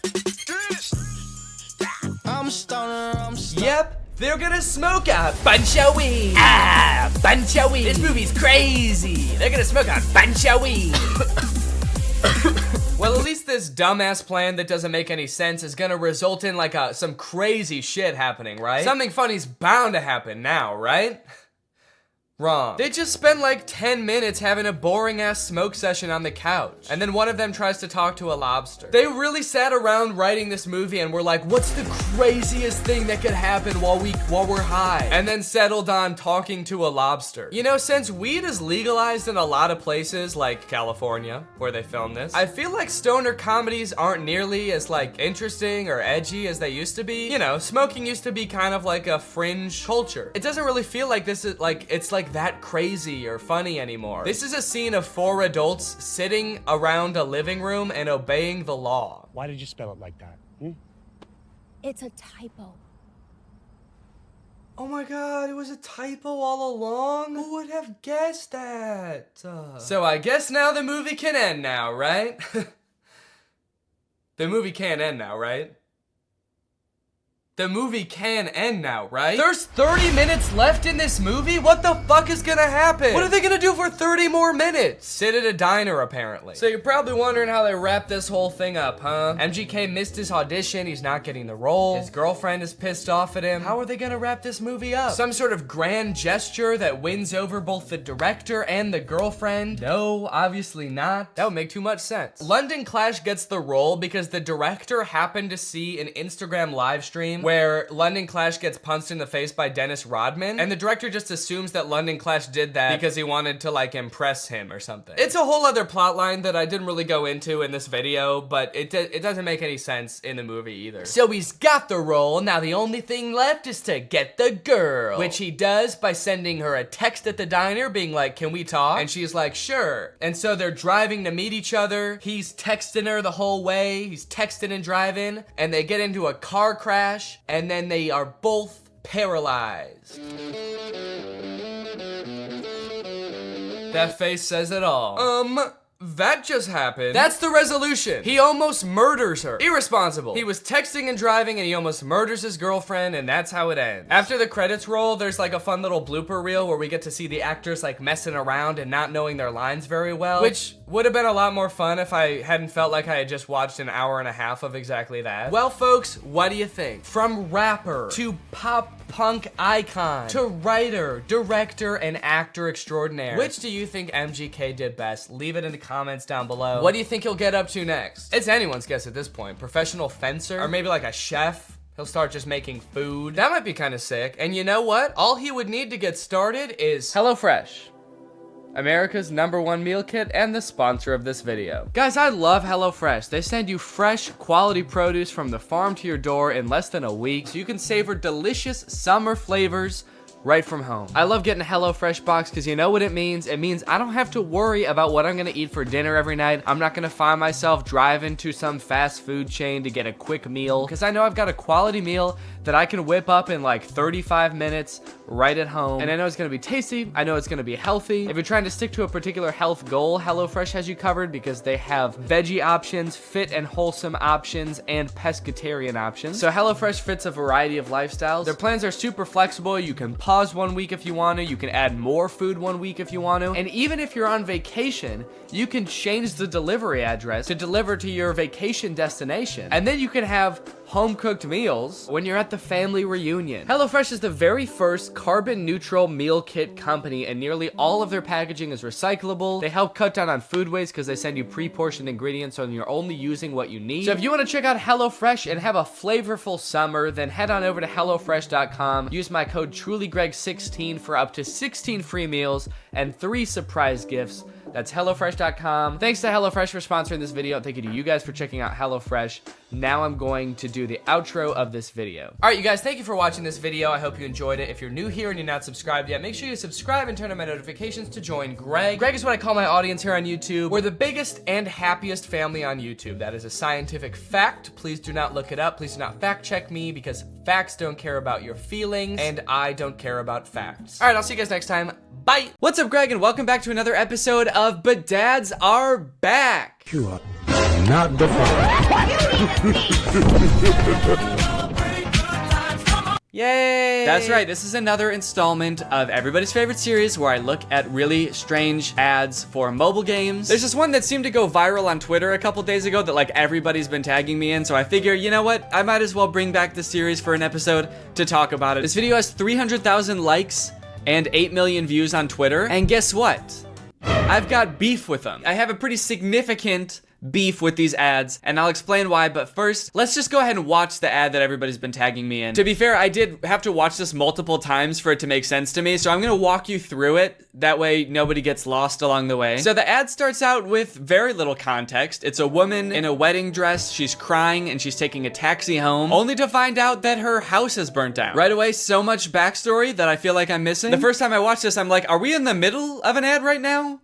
Is this the beginning of the ad? Am I supposed to have watched other ads before this? But rest assured, I've watched a bunch of other ads for this game, and there is no context to be found. There is no explanation, so you just have to accept that this woman is having a very bad day. Then she gets a call from her grandma, and it looks like her grandma comes over to like comfort her for whatever happened at the wedding. I don't know if her fiance like stood her up or died, or if she stood him up or died. While she's being comforted, it also looks like she's holding a picture of herself from the wedding. I don't know what that's about. Maybe it's supposed to be the grandma's wedding photos, and she's showing her granddaughter like, look at how happy I was at my wedding. Aw, your fiance stood you up and died at your wedding? Oh, I'm so sorry, sweetie.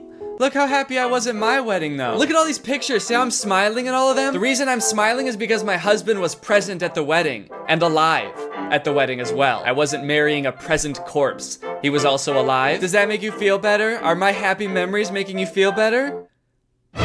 Why not? Then I guess to further comfort her, the grandma gives her a house, which I guess would be a nice gift, but the house is in like terrible condition. The grandma just gives her the keys to this like dilapidated shack. I guess it's big, but is that even a nice gift for someone who just went through like a horrible breakup? Hey, so I know that you're really sad that the person you love the most in your life stood you up at your wedding and doesn't want anything to do with you anymore, but you know what would make you feel better? A really big empty house. A house so big that it could be full of like some little kids running around or a little husband running around, but instead it's just big and empty. Does that make you feel better? Why not? Plus on top of that, with how like out of repair this house is, this just seems like a huge burden. I mean, I hope it'll be nice when it's done because it is pretty big, but like, this just seems like so much work. You know, it actually doesn't even look like it's in that much better condition than her original house. Well, sweetie, we know that you really miss your house because it burnt down and that was like the worst day of your life. So we wanted to make you feel better. So as a community, we all pitched in and raised enough money to buy you a second burnt down house. Go on, get in there. So by now the ad is about halfway done, and if you're wondering like, wait, what even is this game? I don't understand how this is an ad for the game, and what is going on? You're not alone. But luckily they take a pause from the story real quick to show us some actual gameplay from the game. And it's just like a home improvement game, like a gardening and fixer-uppy game. In fact, you might notice that it has kind of like a similar vibe to Lily's Garden, which I talked about like, I don't even know how long ago, like a year ago? A year and a half? If you don't remember, Lily's Garden were the absurdly inappropriate ads for a gardening game. They had all sorts of fun ads, like Lily's private time sitting on the washer, Lily pretending that she's pregnant so that her boyfriend will leave her. All sorts of wacky scenarios that they used to market this game that, as far as I could tell, was just about gardening. So hold the absolute F up, Merge Mansion, which is the name of this game. I don't know if I've said it yet. So hold up, Merge Mansion. You think you can just steal Lily's Garden's thing? I'm sorry, but I'm not going to allow this copycat behavior, okay? Sure, I didn't like Lily's Garden ads at the time, or even now. And they also tried to start beef with me by putting my little nutcracker guy in their commercials next to a dumpster. So really, I shouldn't be defending them at all. But you know what, Merge Mansion? Stop it. It's also just like so over the top for a game about just like home improvement. Is all of this context and backstory necessary? Would this be important to me if I downloaded the game? Would I use this information at all? So I've got an empty spot in my garden. I can either plant a tree or build a statue. Keeping in mind that my fiance did either die or stand me up on my wedding day, I think the choice is actually pretty clear. I'm going back to therapy.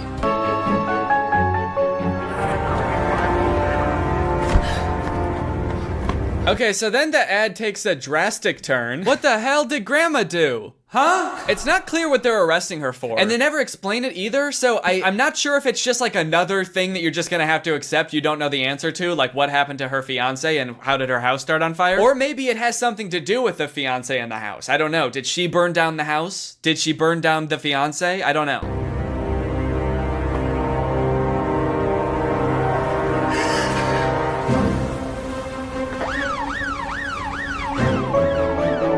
And there you go, that's the whole ad.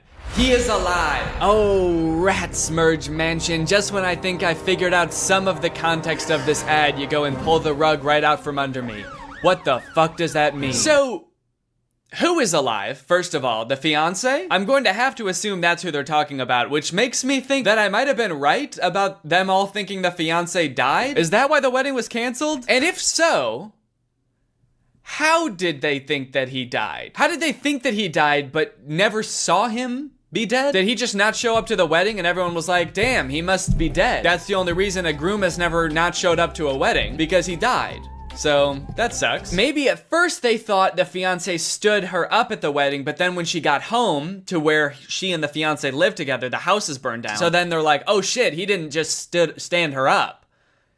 He stood life up. He stood up the rest of his life. Now that's all interesting enough, right? That was a very strange ad, I think we can all agree. But if you scroll down in this Twitter thread, apparently there are other endings to this ad. There are like slight alternate endings that apparently other people have seen. So here's one of them. Instead of saying he is alive, her hand says, I planned this. Which I feel like if we're talking about the whole like fiance fake death thing, like almost means the exact same thing. There's also an alternate ending that has her saying you're next on the hand. I mean, all sort of just alluding to the same fact that the grandma did something nefarious and that's why the fiance disappeared, or, you know, she did something wild and wacky and now she's going to jail. I can't wrap my head around why they made these alternate endings. Are they like targeting the different ads to different groups of people? Like this really small change will have a different appeal to different demographics? Okay, so we're thinking that You're Next will go to the Gen Zers. But for the older crowd, like the baby boomers, we're thinking I planned this on her hand. Because old people really like planning. After doing a little bit of detective work on YouTube, I was able to find like,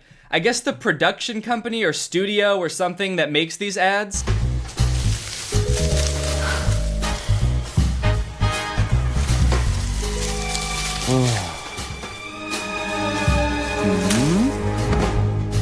Okay, so that ad is about having a threesome. Does the game, I just want to know, does the game have anything to do with these ads? This home improvement game? I can't imagine it does. Okay, so now I'm out in the garden and here's a bush. What do I want to do here? I can either water bush, cut bush, have sex with two people hiding in bush. It's interesting that this is like the studio that makes these ads because they have a little description. Merge Mansion, a hit game from Metacore, needed 3 different ads full of warmth, humor, and drama. Warmth, humor, and drama. The simple warmth of finding out your fiance died and that your house burnt down and that your grandma had something to do with it all. They wanted to make films that are distinctive, surprising, and interesting from the first second. Distinctive? Try telling that to Lily's Garden, dude. I'm actually in love with this Twitter thread though, because once this tweet started picking up traction and a bunch of people started seeing it, everybody started replying with weird ads that they've seen. And yeah, there's some weird ass ads out there. I haven't done this series in a while, and it turns out that developers have been going buck wild, dude. That's all I can say. Look at this. Wow. Dude, what a brutal kick. Oh my god. The sound effect and everything. I know that this is a common theme for all of these game ads, but I couldn't even wager a guess as to what this game is about. They're like stranded on an island, maybe? Like a desert island, but also this dude is like doing a little stripper pole dance for this girl. It's this fun new game where a group of people get stranded on a desert island and they have to start a new society, and instead of implementing money as currency, they implement pole dancing and lap dances, weirdly enough, as currency. And instead of jail, you just get punted. This next ad is one of the weirdest things I've ever seen, and I'm not exaggerating. And there's no way you'll believe me unless I just play it, so here you go.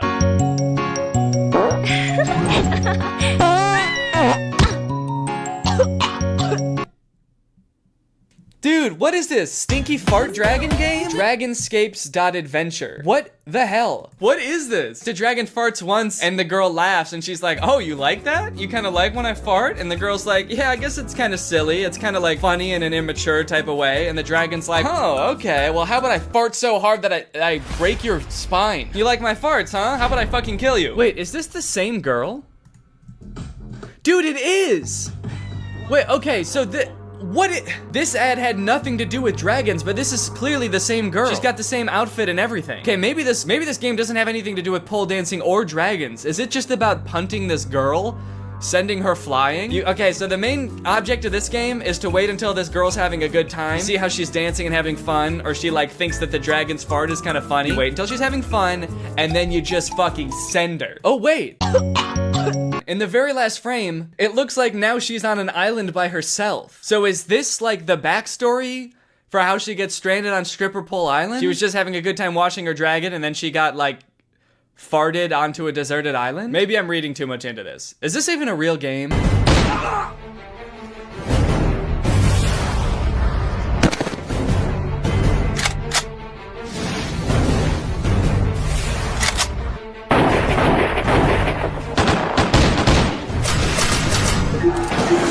Wow, that game looks pretty cringe. That game looks so weird. Who would download that? I mean, what do? You're in like colonial times and you form an army of dudes wearing only boxer briefs that can like form together into these sick big weapons, and then you like fight off these other armies? That's crazy. Crazy bad. That looks like a bad game. What is this game even called? Something dumb, probably. What is it? Guns of Glory? That's crazy, man. I would never want to even look at a game like that now that I know the name of it. Oh, look, this looks like one of those like episode type games, like a choose your adventure type thing. She says my fantasy ... and I guess you get to pick. Her two options are spank me master or spank my ass master. Is there a difference? Spank my ass master. Now spank me, master. Anyways, guys, I think that's enough badads for now. Now it's time for a good ad. Thanks to our sponsor, Sleeper. You guys, let me tell you about today's sponsor, Sleeper. Sleeper is a fantasy sports platform. It's an app that's available on the App Store and the Google Play Store, but it's not just any fantasy platform, it's the best fantasy platform for all of your fantasy football, basketball, and for gamers like me, it's even got esports. The reason I think Sleeper is the best fantasy platform out there is because they've got personality, dude. I mean, look at this app. It's got a sleek, modern design. It's got a beautiful UI, very clean, laid out just right. They've got all the features you're used to in fantasy apps and more. They've got social features like voice and text chat, which means leagues that use Sleeper have more fun. They chat more, they react to moves that happen all season long, and it all comes with 0 ads. If you don't have a group of friends to play with, that's fine because Sleeper just released a matchmaking feature that will help you find the league that's right for you. So if you and your friends want to take your fantasy sports league to the next level, then download Sleeper in the App Store or Google Play. The link will be in the description. Thank you to Sleeper for sponsoring this video, and thank you to you guys for checking out Sleeper. All right, well, thank you guys for watching this video. I hope you enjoyed it. If you're new here and you're not subscribed yet, make sure you subscribe and turn on my notifications to join Greg. We're basically the fastest growing army on YouTube. Please do not look that up, but it is true. All right, well, thanks again for watching, and I hope you guys have a nice rest of your day, and I'll see you next time. Bye. This video is over now.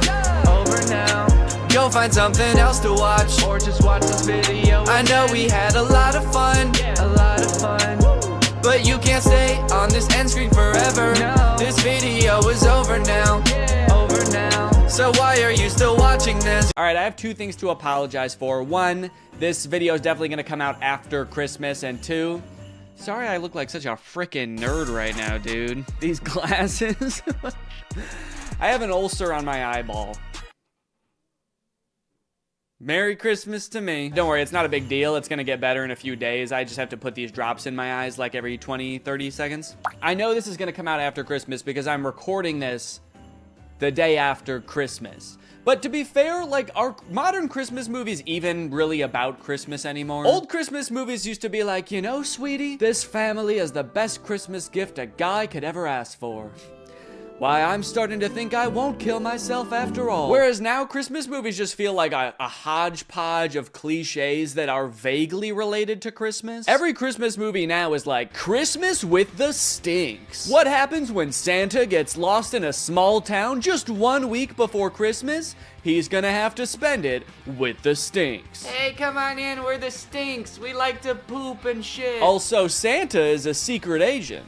And he's got a gun. I have a gun. Starring Dwayne "The Rock" Johnson as every role and filmed entirely in front of a green screen. I have a gun. Netflix presents Christmas with the Farts. Only on Hulu, July 7th.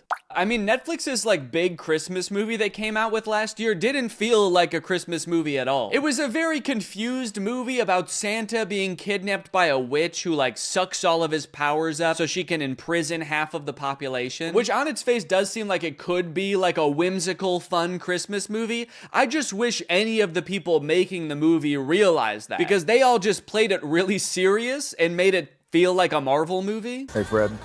Got a 5'11" male grown-up hovering by the scented candles. Keep an eye out. Yeah, we got a guy maybe stealing 1 candle. Can we get somebody to take him in the back and kick his ribs in? Also, Santa appears to have some kind of deal with the US military. They like escort him around with fighter jets. What does the US military get from this deal? Santa, are you making them bombs? I also feel like this movie does this thing that a lot of Christmas movies do now, where because Santa's whole operation is basically impossible, basically, not, you know, I still believe in Santa. They try to come up with lore that explains it and makes it seem more believable. So like in this movie, instead of Santa's village just being like a dozen elves helping him, it's like an entire city. It's a metropolis. Yeah. No, that actually makes it make less sense. It actually made more sense when it was just magic. Thank you, though. Anyway, I don't really want to spend too long talking about that movie because it's pretty boring. And I also want to talk about the movies that I actually want to talk about. Dear Santa and A Very Jonas Christmas. Dear Santa also came out last year, and the premise, if you can believe it, is that a little boy writes a letter to Santa, but he is dyslexic, so he accidentally addresses it to Satan. And then Satan shows up. And it turns out he's the guy from the Minecraft movie. Yeah, very different kind of idea for a Christmas movie, but in their defense, at least they made him terrifying. Yeah, I don't know what kind of processing they did on Jack Black's face, but he looks very uncanny. I mean, he looks like a video game character. To the point where, like, he might be completely CGI. I don't know if Jack Black knows he's in this movie. And I think that this right here is what might have given me that eyeball ulcer. Young kid writes a letter to Santa, but he misspells it and it goes to Satan. So Satan, played by Jack Black, shows up at Christmas time and comedy ensues. Why did they put Jack Black in quotes? Played by Jack Black. Does Jack Black know he's in this movie? That's why Jack Black is in this movie that we made about Satan. On all accounts, this movie makes zero sense. I don't know why they made this. A child being haunted by the Lord of Darkness should be the plot of like a horror movie. Is he gonna be like his friend? Are they gonna hang out? Is this gonna be like Gooby but with an evil monster? They already made that movie. It's called Gooby. Now going into this movie for the first time, I knew two things about it. One, that Jack Black plays Satan. And two, that something happens at the end of this movie that is in very poor taste. I was very curious to see what that was, but as the movie progressed, I honestly had a hard time seeing how that could possibly be. I mean, after all, there's so much insane shit in this movie, how could there possibly just be one thing? So most of this movie revolves around Satan trying to get this little child Liam to fulfill a deal in which Liam gets 3 wishes, and Satan gets his soul for eternity, and Liam goes to, and excuse my language here, hell. And in fact, he does eventually fulfill the deal, which leads to this very confusing montage. What? Why so blue? Why so blue? I just sold my soul to the devil. Bad to the bone. I'm sorry, I'm having a little trouble seeing why him selling his soul to Satan made him cool suddenly. Damn, look at that kid. He's so cool. What's his secret? I'm going to hell. Oh, I'm going to hell. So, like, does that lead to the poor taste ending? Is it Liam's parents' marriage falling apart? Is it Liam trying to use Satan to get his crush to fall in love with him? Is it this kid's teeth? Is it him wishing Satan would resurrect his brother from the dead and it happening? Oh, yep, that's it. It's that. We wanted to make sure that it didn't get too dark. It didn't become a horror movie or anything like that. I don't know, guys. I think you made it too dark. We wanted to tell a nice Christmas story. Yep. It's nothing like Satan resurrecting a little boy from the dead to make you forget this movie had anything to do with Christmas. Also, like a third of this movie revolves around Liam going to a Post Malone concert to impress his crush. And of course, Satan puts a spell over Post Malone to make him think that he's best friends with Liam. And when I was watching this, I was like, okay, so they must have just like repurposed all of this Post Malone concert footage from an actual Post Malone concert, right? Oh no. No, there's Liam dancing up on stage with him. Damn. They really threw a whole Post Malone concert for this weird ass movie. That's crazy. And I wanted to bring up probably the most important man to my career and the inspiration for my music. I am happy for Liam, but I'm concerned for Post Malone here. Bringing a 10-year-old on stage and being like, this little boy is my muse. He's everything to me. It's definitely gonna put a weird stain on his career. Everyone in the crowd is like, yo, this Liam dude sounds awesome. Post Malone has lost his mind, but this Liam kid can dance. Hey guys, it's me, Santa. I probably look a little bit different than you're used to, huh? Probably expecting a guy in a big red coat with a white beard, huh? Well, this is what I actually look like. All that stuff about rosy cheeks and a big white beard is all made up. Coca-Cola made that up in the 80s. I have always looked like this. Anyways, guys, I was just popping in here to thank SoFi for sponsoring this portion of the video. As we all know, one of the simplest and most powerful ways to build wealth is actually by earning interest on your money. Making your money work for you. Just like I make the goblins work for me. Like, that's right, the elves are another thing Coca-Cola made up. They're actually goblins, and sometimes I also hire ghosts. Ah! But here's the thing, when it comes to interest, most banks give you a tiny amount, like a fraction of a percent. But thanks to today's sponsor, SoFi, we're gonna change all that for you, all right? SoFi is a mobile-first finance company helping its members save, spend, borrow, and invest. When you open a SoFi checking and savings account and set up an eligible direct deposit, you earn a competitive APY, and there are no account fees. One thing I do want to make clear is I do still like milk and cookies. So if you're like, oh, this isn't the Santa I know, I'm not gonna leave out milk and cookies. That's the one thing I do like, but I like oatmeal raisin. I'm an oatmeal raisin guy. That means your money's not just sitting there, it's working. Every dollar you earn in interest can earn more dollars in interest. Over time, that's gonna really add up. You'll even get paid up to 2 days early with direct deposit. And you can access additional FDIC insurance up to $3 million on deposits through a seamless network of participating banks. For a limited time, when you open a new high-yield savings account, you can get up to a $300 cash bonus and a 0.7% boost on your savings APY with eligible direct deposit. Terms apply. So start putting your money to work like I put those geese to work pulling my sleigh through the air. That's right, reindeer can't fly. I use geese because they can fly. Head to SoFi.com/Danny, click the link in the description, or scan this QR code to learn more and get started. Thank you to SoFi for sponsoring this video, and thank you to you guys for checking out SoFi. Merry Christmas! I just laugh like that. Now, I got a lot of requests to talk about this Jonas Brothers Christmas movie, A Very Jonas Christmas. And the movie definitely lives up to the title. Almost this whole thing is about the Jonas Brothers. So this movie is about Nick, Joe, and Kevin having like one last concert in London before they have to fly home for Christmas with their families. But due to a series of goofy hijinks, they get stranded. And at one point in the trailer, it looks like they even get lost in the woods in Europe. When I watched the trailer, I was like, how the fuck are they gonna get lost in the woods? There are no airports there. So when I first heard about this movie, I was very excited to watch it. I think the only other movie I've ever seen these three brothers in is Camp Rock, and that movie was very easy to make fun of. And I don't really even think they've made many movies since Camp Rock. I mean, on Rotten Tomatoes, Nick's picture looks like it's from like 2013, Joe's 2015, and Kevin's 1978. Also, look at the poster for this movie. Is this about them trying to get home for Christmas or assailing a foreign dignitary to assassinate him? We got Nick in the car, Kevin in the train, and Joe is definitely gonna die up there. Oh yes, there's no doubt about it. This movie is gonna be pretty bad. Let's look at what it's got on IMDb. Oh, a 5.7. Okay, that's actually better than I would have thought. What about Rotten Tomatoes? 92? Wait, it looks like people actually really like this movie. And look at this dad on TikTok. He's losing his mind laughing. Did the Jonas Brothers make a good Christmas movie? On purpose? Okay, so I have watched the movie, and I will say it's better than I thought it was gonna be, but that doesn't mean that it's not insane, because it is still insane. For example, you're probably wondering how the Jonas Brothers got stranded in Europe in the first place. Like, obviously, most people have to deal with, like, holiday travel congestion, but the Jonas Brothers probably fly on, like, a private jet, right? They're not dealing with regular air traffic. Well, like I said, they just finished their tour. They're anxious to get home to their kids. It does kind of seem like their kids aren't really that anxious for them to get home. I'm gonna be home tomorrow and I'm gonna take you skiing just like I promised. And she could care less. That does kind of lower the stakes of the movie a little bit, that they're like, guys, what are we gonna do? We've gotta get home for Christmas. Our kids need us. And their kids are just like, nah, we're good, man. Don't worry about it. We have really healthy attachment, so we're not gonna fret too much about it. Don't do anything too drastic. How about we get lost in the woods and eaten by wolves? Well, Nick and Kevin are anxious to get home, actually. Joe is a little bit sad that tour is over because he's gonna miss his brothers. So he starts unknowingly venting to none other than Santa himself. Nothing like Christmas to help a family rediscover its magic. Except our Christmas plans are to get the hell away from each other, so. Oh, that's not good.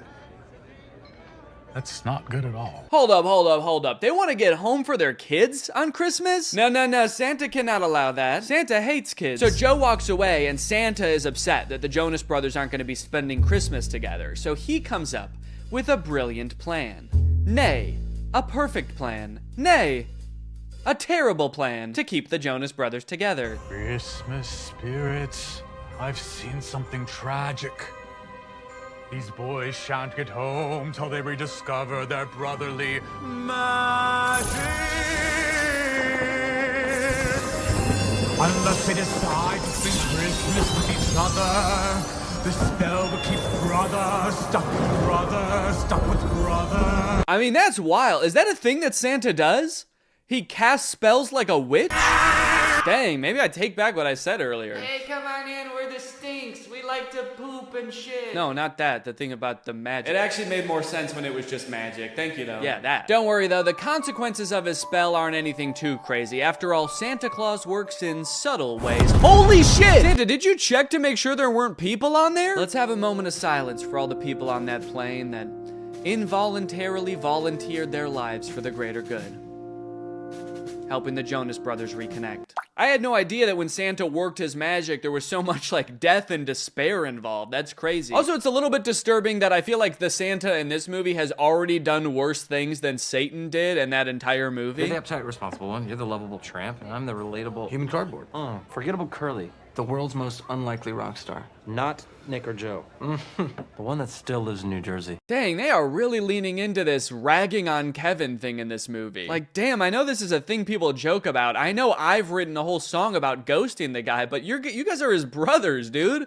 Feels different when you do it. This movie is also a musical, which is kind of fun. A lot of the songs are very catchy, like Coming Home This Christmas. Unfortunately, music labels have been like very strict about copyrighted music on YouTube, so I can only show you like a tiny little snippet of it. Now, one thing that made it kind of tricky to write a video about this movie is that they do this very self-aware thing where anytime like a goofy plot detail comes up, they make a joke about it before you even get a chance to think it in your head. Wait, they're getting to the train station just barely before their train, but they're gonna stop to sing a song about it? That's kind of... You think we have time for a song? Yeah. Oh, they already... Okay. But isn't this whole plot just the plot of a bunch of Christmas movies? Have you ever seen a Christmas movie? It's literally the entire plot of the film. Damn, they're good. Who knew the secret to making a flawless movie is just pointing out all the flaws before anybody else has the chance? Honestly, it is a pretty good tactic if your sole goal with the movie was making it really hard for commentary YouTubers to make videos about it. But it does feel very defensive, and it also kind of gets old to, in every scene, be like, yo, this is kind of weird. What is going on here right now? What the hell, is that a camera? Also, there's a lot of parts in the movie that are actually genuinely funny, and they kind of ruin them by doing this like self-aware thing. Like this song that Nick sings from his musical Home Alone the Musical, where all the lyrics are just about how being home alone means that there's no people in the house. It's a very funny song. Also, I think that YouTube is claiming this one less, so I think I can show a little bit more of it. But even when the movie is actually funny, the writers still feel the need to be like, what the hell are these guys even talking about? I can't believe the show only ran 3 weeks. I can. I'm sorry, Joe. Nick is just being so random right now. I mean, what is this? Some kind of movie? On Disney Plus, perhaps? Another downfall of this movie is that it really hinges on you knowing a lot about the Jonas Brothers. I mean, they weren't kidding with that title, dude. This is a very Jonas Christmas. Ideally, they want you to know, like, details about the Jonas Brothers' personal lives that I just am not in tune with. So I felt like I kept missing references. Like, apparently Joe has a line of candles. I know what you need. A calming chamomile candle. My new line, Glow by Joe. Also, apparently Nick and Kevin are married with kids, and Joe is divorced? I didn't know that before I watched this movie. So every time they would vaguely reference it, I had no idea what they were talking about. Got a few bad breakups under my belt as well. I'm not sure what to do here. Like, do people pretend not to know literally everything about your personal life? Or like... Yeah, it must suck for everybody to know that you have brothers? That's what we're talking about, right? You had 2 brothers and then you got divorced with one of them, so now you just got one, huh? I know so little about their personal lives that in my head, Joe just is his character from Camp Rock. So when I heard that he was divorced, I was like, damn, it didn't work out with Mitchie. You guys were so perfect for each other. So more wacky hijinks happened, and eventually they get picked up by Santa, who I gotta be honest is a very unorthodox Santa. I live a very solitary life. My home is very remote, and my work is all-consuming. Yeah, he's like lonely and burnt out. I guess maybe he doesn't have the elves in this version of Santa, and so he has to do it all himself. Maybe he makes every present via terrifying spell. This lone wolf has always daydreamed about being part of a pack. Would you mind pulling over? I just want to go check on my brothers. Hey, would you mind pulling over? You're freaking me the fuck out. Eventually, they find a private jet to fly them home, but the pilot crashes the plane because he's taking sexy pictures of himself while flying.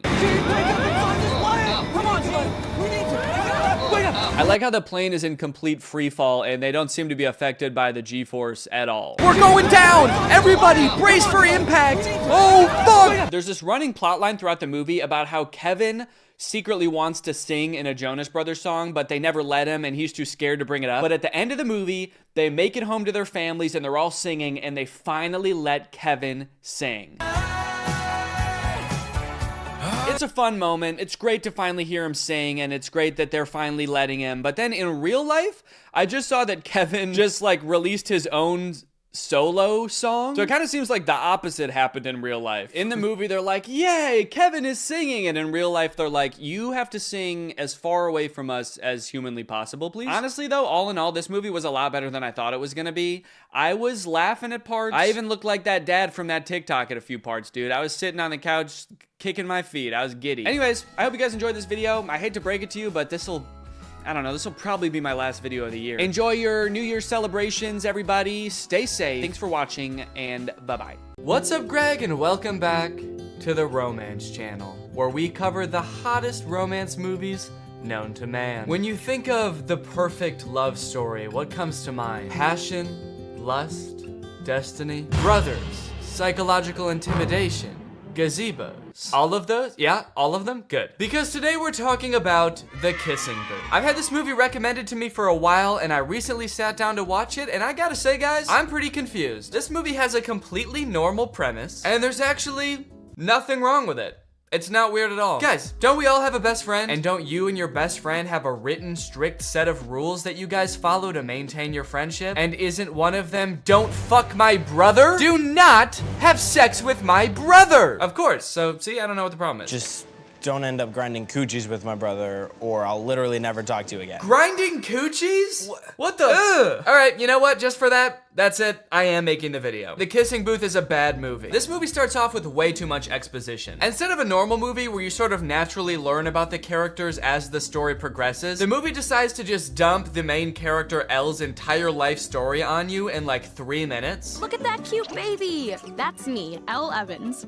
And the smelly, less cute baby right next to me, that's my best friend, Lee. Okay, Elle and Lee are best friends. Good to know. For as long as I can remember, Lee and I have absolutely loved to dance. Okay, they like dancing at the arcade. Last Christmas, I remember I was 6. I got a Barbie dance party. Lee got a scooter. Broke my leg riding Lee's scooter. Okay, Lee got a scooter and you broke your leg. Actually, should I be writing this down? Learned how to ride a bike. Learned how to swim. Okay, she knows how to swim? I feel like I would have just assumed she knew how to swim. Got my first bra. Discovered I like soccer. Discovered a way to get to our favorite place to dance. Okay, all right, okay. I think it's too much information, right? There's no way all of this information is necessary right at the beginning of the movie. It's not. It's almost all unnecessary information, actually. And by the time I finished watching this intro, I felt like I had already watched like 10 movies. I still have to watch another movie after this. I've watched like 3 people grow up from being a baby. Before the movie even starts, you watch Elle's mom slowly die in the hospital. Sat with mom in the hospital, said goodbye to my mom. Damn. Told her all about Noah. Watched Noah ride his motorcycle for the first time. Oh, hell yeah. Mom or motorcycle? I think we came out all right on that deal. Did we need to see the mom die? Did that have to happen? They barely reference it in the rest of the movie. Did they have to just rapid fire through that? I guess it gives you a reason in the movie, like right off the bat, to be rooting for Elle, because you've seen her go through some hard times. I guess later on in the movie, if you ever start to feel like she's being an asshole, the movie can be like, hey, well, her mom died, all right? So take it easy with the judging, okay? Pretty much all you need to know from the intro of this movie is that Elle and Lee are best friends. You know because they pretty much have the same letters in their name. And Elle has a crush on Lee's older brother, Noah. Noah is established as being irrationally angry and violent in the intro as well, so what's not to love? And that's me today. Savoring the last fleeting moments of summer at Lee's totally awesome house. How do they go through that long-ass intro and never once explain why Lee lives in like a $50 million mansion in LA? We learned so much we didn't need to know, and they don't explain like the very first thing I have a question about when the movie starts. Hold up, why are his parents billionaires? We're just supposed to accept that? Elle ends the introduction narration and is like, well, other than that, I'm just a normal girl with some normal friends. I know what you're thinking. Noah Flynn is stupid hot. Lee and I developed a list of friendship rules. Lee was responsible for rule number 9, which specifically states relatives of your best friend are totally off limits. So there's those rules I was talking about. They have this list of rules that they can never break because they're the things holding their friendship together, and one of them is, hey, do not have any romantic relationship with any of our relatives. What an ass. I know. Hey, rule number 9, young lady. Hey, don't fuck my brother. So Elle is clearly infatuated with Noah right from the start. I think we can all see that. Lee can see that. So you might think, damn, they have just a few rules in their friendship and Elle is not able to follow them. What a jerk. And one, you haven't even seen the half of it, dude. If you think this is bad, what do you think the rest of this movie's about? And two, easy with the judging, dude, all right? Her mother passed away. I do find it interesting that the rule says, like, no dating either of our relatives. This rule was clearly made just to keep Elle away from Noah. Elle's only immediate family in this entire movie is her dad, who's like 50, and her brother, who was probably like 2 when they made these rules up. Her mother, I don't know if you know this, but she unfortunately did pass away, so she is not in the picture anymore. So did Lee propose this rule being like, hey, so, if you stay away from my brother, then I, a child, won't fuck your dad. Deal? One day while getting ready for school, Elle rips her pants and has to wear the only other option that the uniform allows, which is her skirt, which is a little bit too short for her comfort, and she ends up getting groped by a jock. Luckily, Noah, who we've established as being very violent, jumps in to beat the shit out of the jock.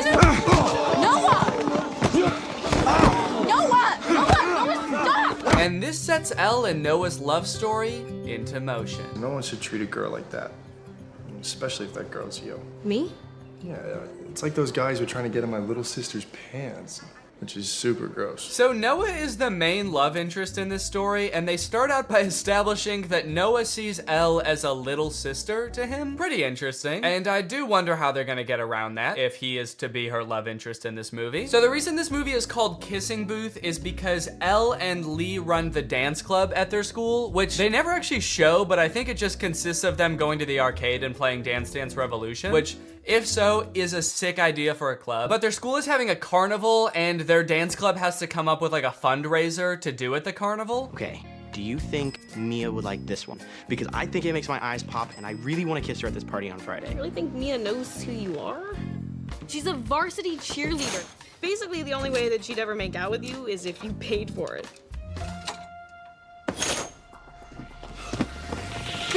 Kissing booth! Oh shit! I love how they both say it at the same time. That's such a specific suggestion. It's almost as if they've done this before and they think of kissing booth as like the solution to every problem. Her mom was in the hospital earlier and Elle's like, damn, if only we could heal my mom with some kind of kissing booth! The doctor's like, you two need to get the fuck out of here.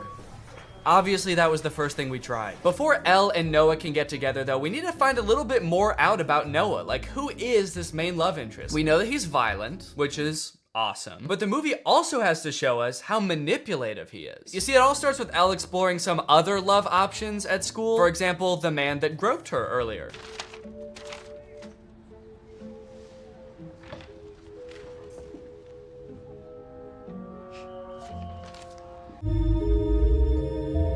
Turns out he wants to go on a date with Elle, he wants to get her number, but he ends up standing her up, or so it seemed. Flynn told me that it wouldn't be smart if I showed up for a date tonight. Oh, sorry. So Noah goes by Flynn for some reason. Like, all of his friends call him Flynn. So when they're talking about Flynn, they're talking about Noah. Just so that makes sense. And it's not just me. He's been going around telling all the guys not to ask you out for a while now. What? What? Okay, so not only does Noah see Elle as a little sister, but he's also like manipulative as hell and scary. I'm gonna beat up anyone that talks to you and threaten anyone that looks at you. And it's not because I want you. It's because I think you're gross. You're like a little sister to me, babe. What? Shit, now he's gonna kill me. You can't tell him I told you. Why do you care? No boobs are worth a broken nose. I don't know why that dialogue sounds like it was written by like a 40-year-old man. Hey bud, no boobs is worth a broken nose, I'll tell you that. So she gets so mad that she decides to call Noah and like tell him off, and he's just like sitting around naked at his desk, almost like he was waiting for her to call. This man is insane. This is an insane man. You realize that you're not my dad, right? Look, you still got a lot to learn, kiddo. He calls her kiddo? Gross. Lock this man up immediately. You still got a lot to learn, kiddo. Like, for example, how fucking crazy I am. You have no idea. You have no fucking clue. But you're gonna learn today. I'm naked, baby. The Flynns are a very controlling family, aren't they? Like, in Elle's friendship with Lee, he's made all these rules that he has to follow. Like, don't fuck my brother. And now Noah has rules like, don't fuck anybody else. It's an entire family where they're like, hey, who are you gonna fuck? Who is that? Who is that? Don't fuck him. Fuck me. No, don't fuck me. That's not allowed. So the kissing booth is coming up, but Elle is having a little bit of trouble getting people to volunteer to work at the kissing booth, obviously, because that sounds gross as hell. Need peeps to work our kissing booth.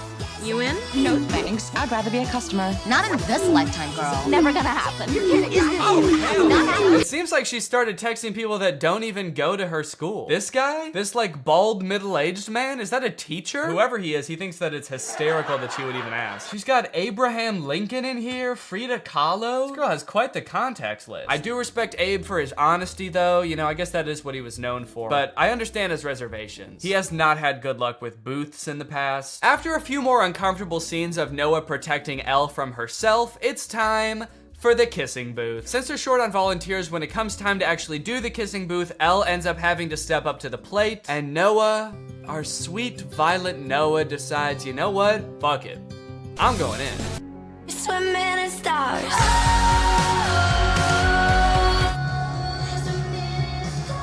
Okay, so they didn't get around the whole little sister thing. Cool, very cool. Right on, guys, rock on. They kiss, sparks are flying, literally. Like, the lights on the sign start exploding. It's like this is a moment from Stranger Things when Elle is using all her powers. Lee's like, that's why I made the rule! You've unleashed his powers! No! And get this, I even wound up kissing your brother. What? It's for charity, right? Yeah. Just don't end up grinding coochies with my brother, or I'll literally never talk to you again. Grinding coochies. Yeah, cool, man. Anyways, time to run home. Ah, what a lovely day for a run. It's only 12 miles, and this is a pretty normal thing for someone to do. As I ran home, I wondered if our kiss meant anything to Noah.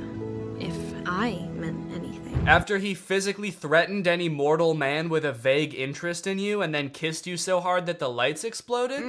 I don't know, Elle. I don't really think you're on his radar.